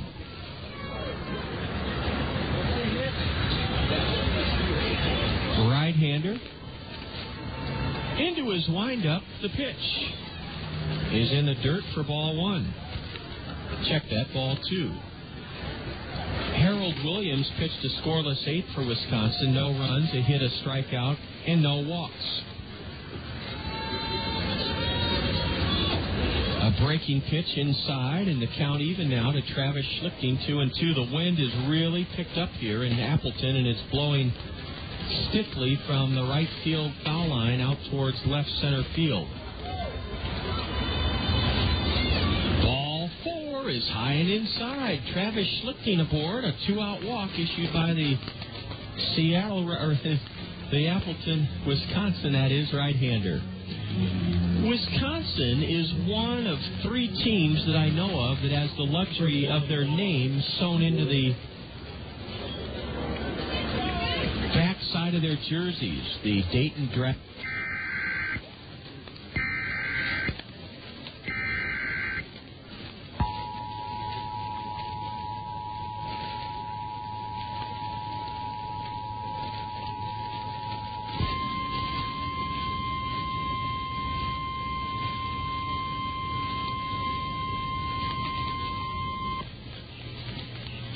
The National Weather Service in the Quad Cities has issued a tornado warning for southern Cedar County and east central Iowa until 10:15 p.m.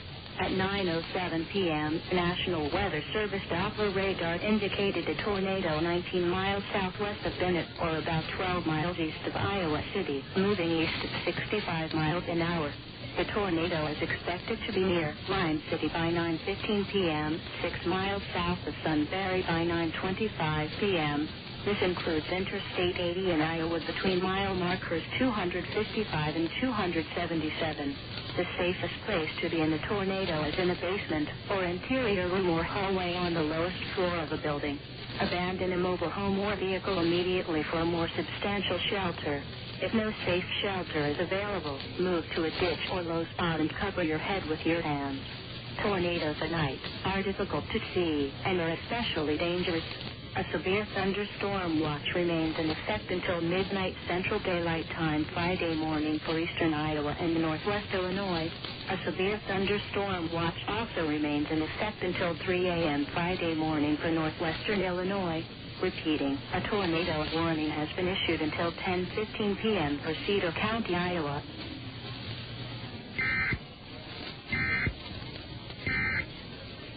Foreman, and that brings Lance Painter, the former big league lefty, out to the hill.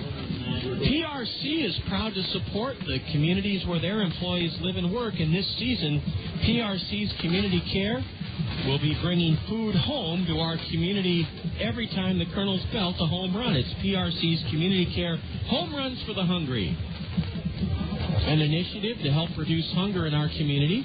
For every Kernel home run, PRC will donate $25 to the Haycap Food Reservoir. And so far, in the first week of the season, PRC has pledged or donated $50 to the Haycap Food Reservoir. PRC proud to support their initiative, Home Runs for the Hungry, to help eliminate hunger from our community.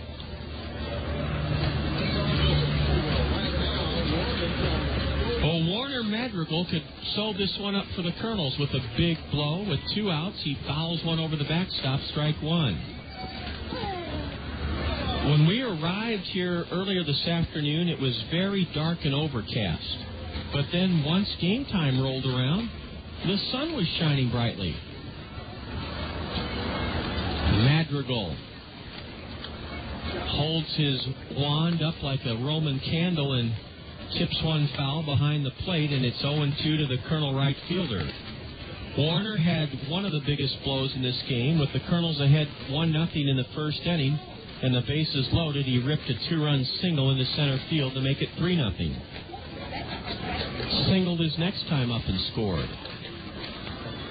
A high pop foul off to the right by Madrigal. Oh boy, we have an alarming message from one of our colleagues, Andrea Murphy in Cedar Rapids. The southwest side apparently really got hit by hail, and possible hail damage to vehicles on the southwest side, including my pride and joy, my 2004 green.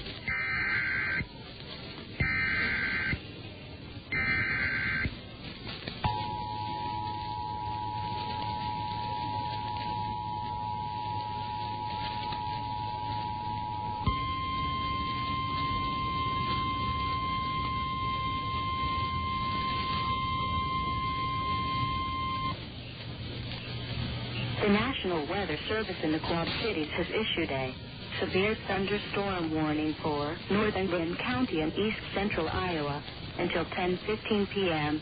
At 9:11 p.m., the National Weather Service Doppler radar indicated a severe thunderstorm capable of producing quarter-size hail. This storm was located near Center Point, or about 10 miles east of Benton, and moving east at 35 miles an hour. The severe thunderstorm will be near 7 miles south of Troy Mills by 9:20 p.m., Albert-Net in Paris by 9:30 p.m., Central City and 7 miles south of Coggin by 9:35 p.m., Wabeek by 9:40 p.m., Prairieburg by 9:45 p.m. This includes Interstate 380 between mile markers 32 and 38. This is a dangerous storm. Move immediately indoors and stay away from windows. This storm has already produced quarter-sized hail, and it remains a threat. Repeating, a severe thunderstorm warning has been issued until 10:15 p.m. for Lynn County, Iowa.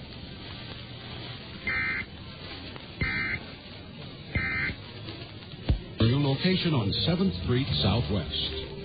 Hi, this is John Rogers, the voice of the Kernels. I'd like to share a few words with you about Kernel team physician, orthopedic surgeon Dr. David Terse. My father was a surgeon, and like most sons, I looked up to him as the greatest dad and the best doctor on earth. When I was diagnosed with a torn meniscus in my right knee recently, I wondered if my doctor here in Cedar Rapids would measure up to my dad's standards. My doctor was Dr. David Terse. Dr. Terse's thorough and expert explanation of my x-ray, his calm and reassuring description of the procedure he would be performing, and his kind and confident bedside manner impressed me beyond my expectations. Dr. Terse has those exceptional qualities we all hope to find in our doctor: an established reputation of excellence, the ability to communicate with us so that we understand and trust his words, and that gut feeling that he truly cares about us. Dr. Terse is a world-class surgeon and a first-class person. I've experienced firsthand why the Los Angeles Angels of Anaheim, the Kernels' parent ball club, has entrusted Dr. Terse to care for our players. Jim West is on the hill for the bottom of the ninth inning. This call to the Colonel bullpen, sponsored by U.S. Cellular. Get your wireless relief with Call Me Minutes only from U.S. Cellular. Ryan Aldridge was sparkling in his one inning of work. A scoreless eighth inning. He set the side down in order. Jim West pumps the first pitch in at the letters. A strike call to Mike Saunders. 7-2 Kernels. And we're in the bottom of the ninth inning in the series opener here in Appleton. West works quickly, and the next one's upstairs, a fastball. Saunders has struck out, walked, stole second, and scored, and singled. Mike Saunders, a left-handed batter. Jim West, a fastball, and that one's hammered into deep right center. On the run, Brad Kuhn, and he makes the play. That ball hung up a little bit for the Colonel center fielder, and he wound up making a routine catch on it in the right center field alley. One out here in the ninth inning. Jim West is pitching for the third time this year. An 0-1 record. He's given up, well, he was the loser in extra innings Monday at home in that Peoria extra inning victory. Jim West was the loser in that game. Ball 1-0 is up and away. We understand that things are rather treacherous and dangerous in eastern Iowa, so we'll interweave the broadcast here. I'm sure it's being interspersed with important weather information, and that's exactly the way it should be. We just hope everyone is seeking cover and is safe back home in eastern Iowa as we call baseball here from Appleton, where it's 61 degrees. We're in the bottom of the ninth inning, and the Kernels lead the Timber Rattlers 7-2. A 2-1 pitch, and that one's grounded weakly foul up the third base side, where Jim Horner, the Timber Rattlers skipper, picks it up. If the Kernels are able to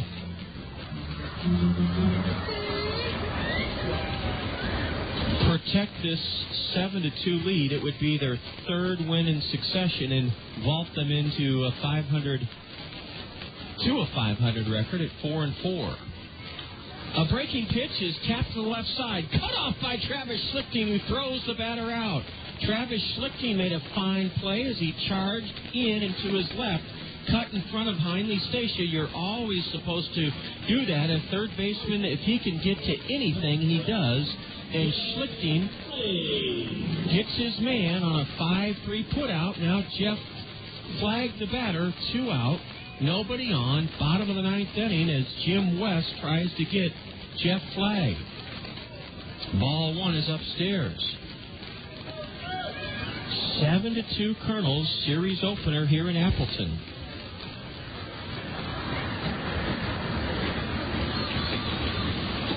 There's a fastball in for a strike, evening the count to the batter, 1-1.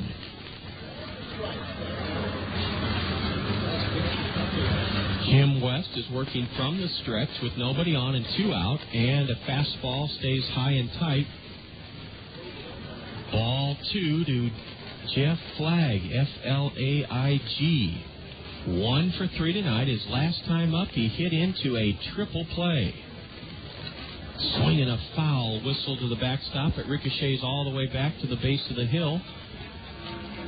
And 2 balls, 2 strikes. Nobody on, 2 out, bottom of the ninth inning.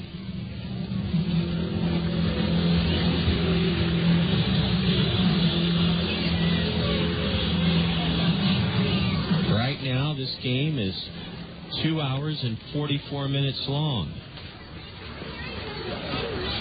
And a foul off to the left, or off to the right, rather, by Flagg. A 136 batter. Paul Fagan, the lefty, celebrating his 21st birthday for the Timber Rattlers, was shelled for 5 runs in the first inning, and the Kernels lead it here in the ninth, 7-2. The count runs full now to the right-handed hitter as Jim West delivered high and inside. Payoff delivery from Jim West. Swung on and missed, strike 3, and the Kernels win the opener here in impressive fashion. Final 7-2, and they did so in a flurry. Chris Howell, Ryan Aldridge, and Jim West, working the 7th, 8th, and 9th respectively, set down the side in order. In fact, the last 10 Timber Rattlers to bat were retired by that trio of Colonel relievers.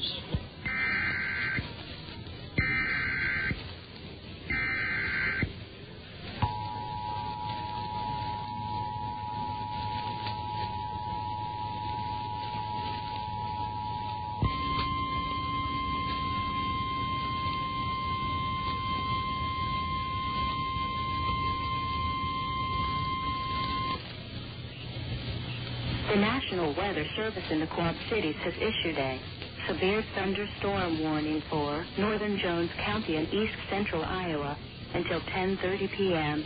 At 9:19 p.m., the National Weather Service Doppler radar indicated a severe thunderstorm capable of producing quarter-size hail.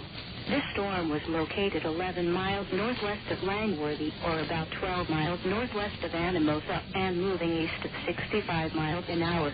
The severe thunderstorm will be near Monticello and Langworthy by 9:30 p.m. This is a dangerous storm.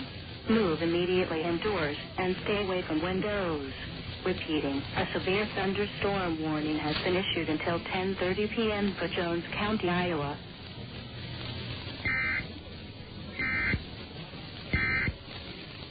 Entertainment experience. AquaJet's stream comfort atop the left field wall in the Whirling Waters Home Run Hot Tub. Brought to you by Westdale Mall and Mix 96.5. It's unheard of and industry first. A car and truck from the same manufacturer to win the coveted Motor Trend Car of the Year and Motor Trend Truck of the Year in the same year. And the award goes to Honda.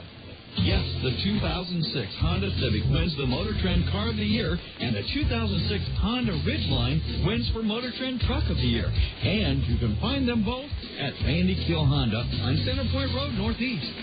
Randy Kiel Honda is the home of confidence. Check out their huge selection of new inventory, including the Honda Civic Hybrid, with fuel savings of up to 50 miles per gallon on the highway. You owe it to yourself to see why Motor Trend voted the Honda Civic and the Honda Ridgeline the Motor Trend Car and Motor Trend Truck of the Year for 2006. Visit Randy Kiel Honda in person on Center Point Road Northeast or online at randykiel.com. Randy Kiel Honda, where they treat you right. It's time for the Kernels Curtain Call.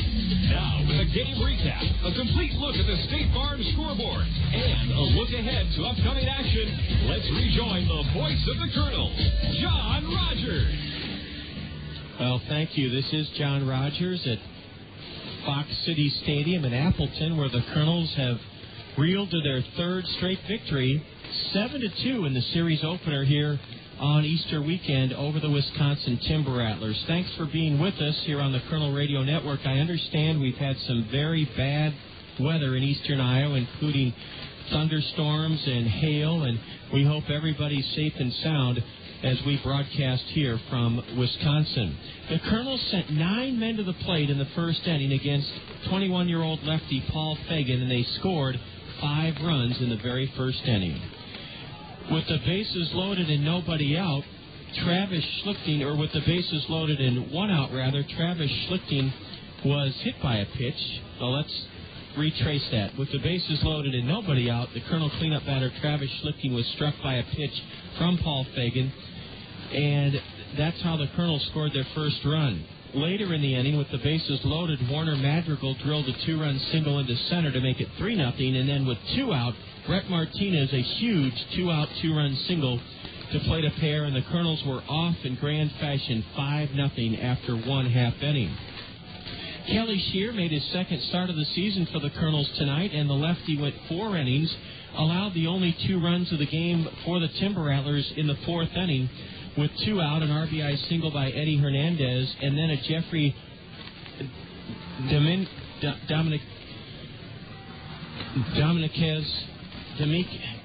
I'm having trouble with that name right now. Jeffrey Dominguez, with an RBI double, made it a 6-2 game.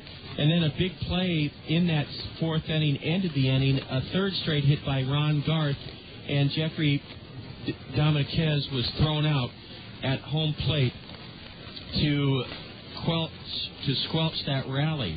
Meanwhile, the Kernels added to their lead of 5-0 in the 3rd inning on a 2-out RBI single up the middle by Brett Martinez that scored Warren Madrigal. And then the 2 runs off Kelly Shear in the bottom of the 4th made it 6-2 Kernels. The Kernels completed the night's scoring with a solo tally in the 6th inning.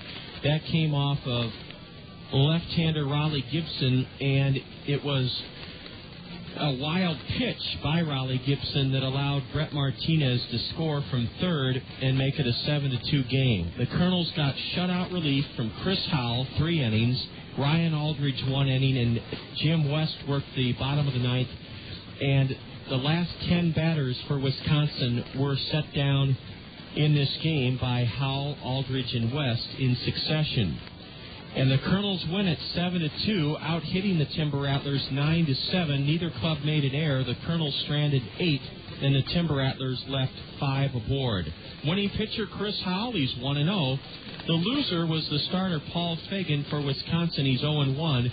The game was played in 2 hours and 45 minutes before a Fox City Stadium crowd of 654. 7-2 Kernels, a break on the Colonel Curtain Call, and when we return, we'll enjoy our PRC play of the game. This is Colonel Baseball on the Colonel Radio Network. Next up, a musical taste of Dr. Pepper. It's a new spin on an old vibe. From me to you, a tasty sip of Dr. Pepper for your ears, and it starts like this.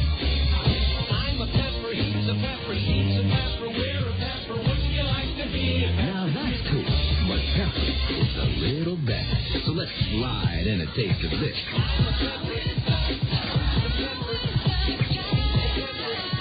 Right on.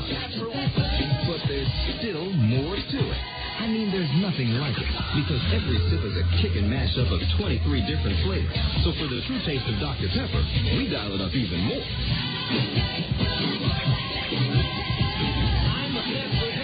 You know it. With 23 flavors mixed into one bold taste, every sip is a cool mix of music to your mouth.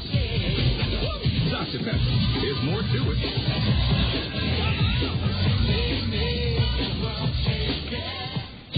Your home is a place for savoring all the good things in life. It's a place for celebrations. It's a place where memories are created. To make sure your home is properly insured, visit Sheets Forest Draper in Marion, your professional Pekin insurance agency. Sheets Forest Draper will give you all important details about homeowners insurance with complete coverages and surprisingly affordable rates. Visit Sheets Forest Draper in Marion for homeowners insurance for your well-lived and well-loved home. John Rogers back with you here on KMRY, the Colonel Curtain Call on the Colonel Radio Network. The Colonels dumped Wisconsin 7-2, riding the wave of a 5-run first inning to their third straight victory. Time for our PRC play of the game. A job at PRC is a job you'll love. Learn more about how you can grow with PRC by visiting them at www.prcnet.com. PRC refers to their benefit package as Life Essentials. They include paid training, competitive pay and a flexible schedule, casual dress code, medical, dental, vision, and pet insurance, and a 401k retirement savings plan, all part of the Life Essentials benefit package at PRC. With the Kernels leading 3-0 in the top of the first inning, Brett Martinez was at the plate, and let's listen in to our PRC play of the game. Damage, and the Kernels lead at 3-0. Brett Martinez is a 263 hitting catcher with no homers, 2 RBIs. A curve is placed into left field. That's a base hit. It'll score a pair to make it 5-0. Trumbo scores from third. Here comes Madrigal to make it 5-0 Kernels. Brett Martinez left a pitch over the head of the shortstop, Jeffrey Dominguez, into left field. A big 2-out, 2-run single for Brett Martinez gives the Kernels an early 5-0 lead. And Brett Martinez, 2-run single, making it 5-0 in the first. Our PRC Colonel play of the game. Martinez would single in another run with 2 out in the third inning. He drove in 3 of the Colonel's 7 runs, scored a run, and helped spearhead a Colonel's 7-2 win here in Appleton tonight. We'll be back in a moment with a complete look at the State Farm Major League scoreboard here on the Colonel Radio Network. Fairfax State Savings Bank is paying you to come to the ballpark every Wednesday this season. You heard right. Fairfax State Savings Bank is paying you to come to Veterans Memorial Stadium every Wednesday this season. The first 750 of you Colonel fans to enter the gates before Wednesday's home game will receive an envelope full of money inside from Fairfax State Savings Bank. Each of those 750 envelopes will contain a greenback up to a $100 bill. Fairfax State Savings Bank, free money Wednesdays. Come early to line your pocket with cash. There's a lot you can do to satisfy your taste for Italian. You can marry one. To you, Susan Smith. Take Giuseppe Florentino. You can drive one. Or you can go to Zio Giano's and feast on Zio's homemade bread, pizzas, and pasta, authentically prepared to Zio Giano's famous Italian style. Zio Giano's for the hometown taste of Italy. Come to Zio Giano's, the pasta makes you Zio. Come to Zio Giano's for the Italiano. Come to Zio Giano's, the pasta. We're back in Appleton, where the Kernels have won their third straight and now have a 4-4 record on the young season.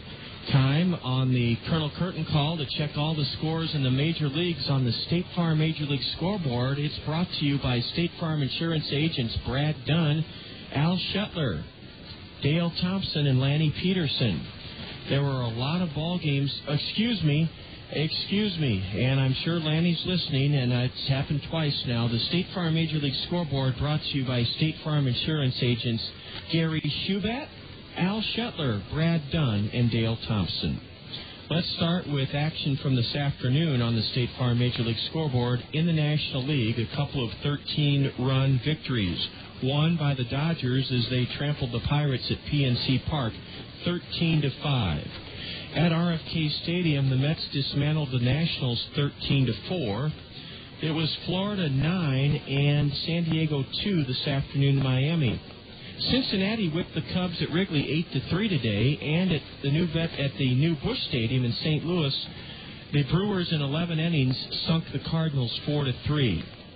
Doubleheader in San Francisco. The Giants and Astros. San Francisco 5, Houston 3 in Game 1. They're in the bottom of the fifth in the nightcap with the Astros ahead of the Giants 3-0. Bottom of the ninth inning at Turner Field, the Phillies 7, the Braves 6. And they're in the bottom of the third inning at Bank One Ballpark in Phoenix, and the Rockies lead the Diamondbacks 1-0. Now let's look at afternoon action in the American League on the State Farm Major League Scoreboard. First at the Metrodome, the Twins stomped Oakland today 8-2. It was the Yankees trampling the Royals 9-3, 9-3 Yankees. And at Comerica Park, the White Sox turned back the Tigers 13-9. A final from this evening at Tropicana Field, the Devil Rays bowed to the Orioles 6-5. And at Fenway Park, the Blue Jays flew past the Red Sox 8-6. They're in the top of the ninth inning now at Jacobs Field, and the parent club of these Wisconsin Timber Rattlers, the Seattle Mariners, have a 7-5 lead over Cleveland. That's it on the State Farm Major League Scoreboard. It was brought to you by State Farm Insurance agents Dale Thompson, Al Shetler, Brad Dunn, and Gary Shubat. Tonight, the Kernels scored 5 in the first and made those runs hold up in a 7-2 victory over the Wisconsin Timber Rattlers. The Kernel record is now 4-4, and the Kernels have won 3 in a row. Tomorrow evening, we'll greet you at 6:10 here from Fox City Stadium. We'll have the Ask the Manager show, and you can email your questions to Colonel Skipper Bobby Magianis for tomorrow evening's show at 6:10 to me at john@kernels.com. I want to thank the great support we received once again from our Kernel Radio Network tonight on KMRY. We understand that eastern Iowa was really socked with some bad thunderstorms and hail, and we hope everybody is safe and sound back in the city of Five Seasons and the surrounding area. Kernels 7, Timber Rattlers 2. John Rogers wishing you a great start to your Easter holiday weekend from America's Dairyland. You've been listening to Kernel Baseball on the Kernel Radio Network. KMRY.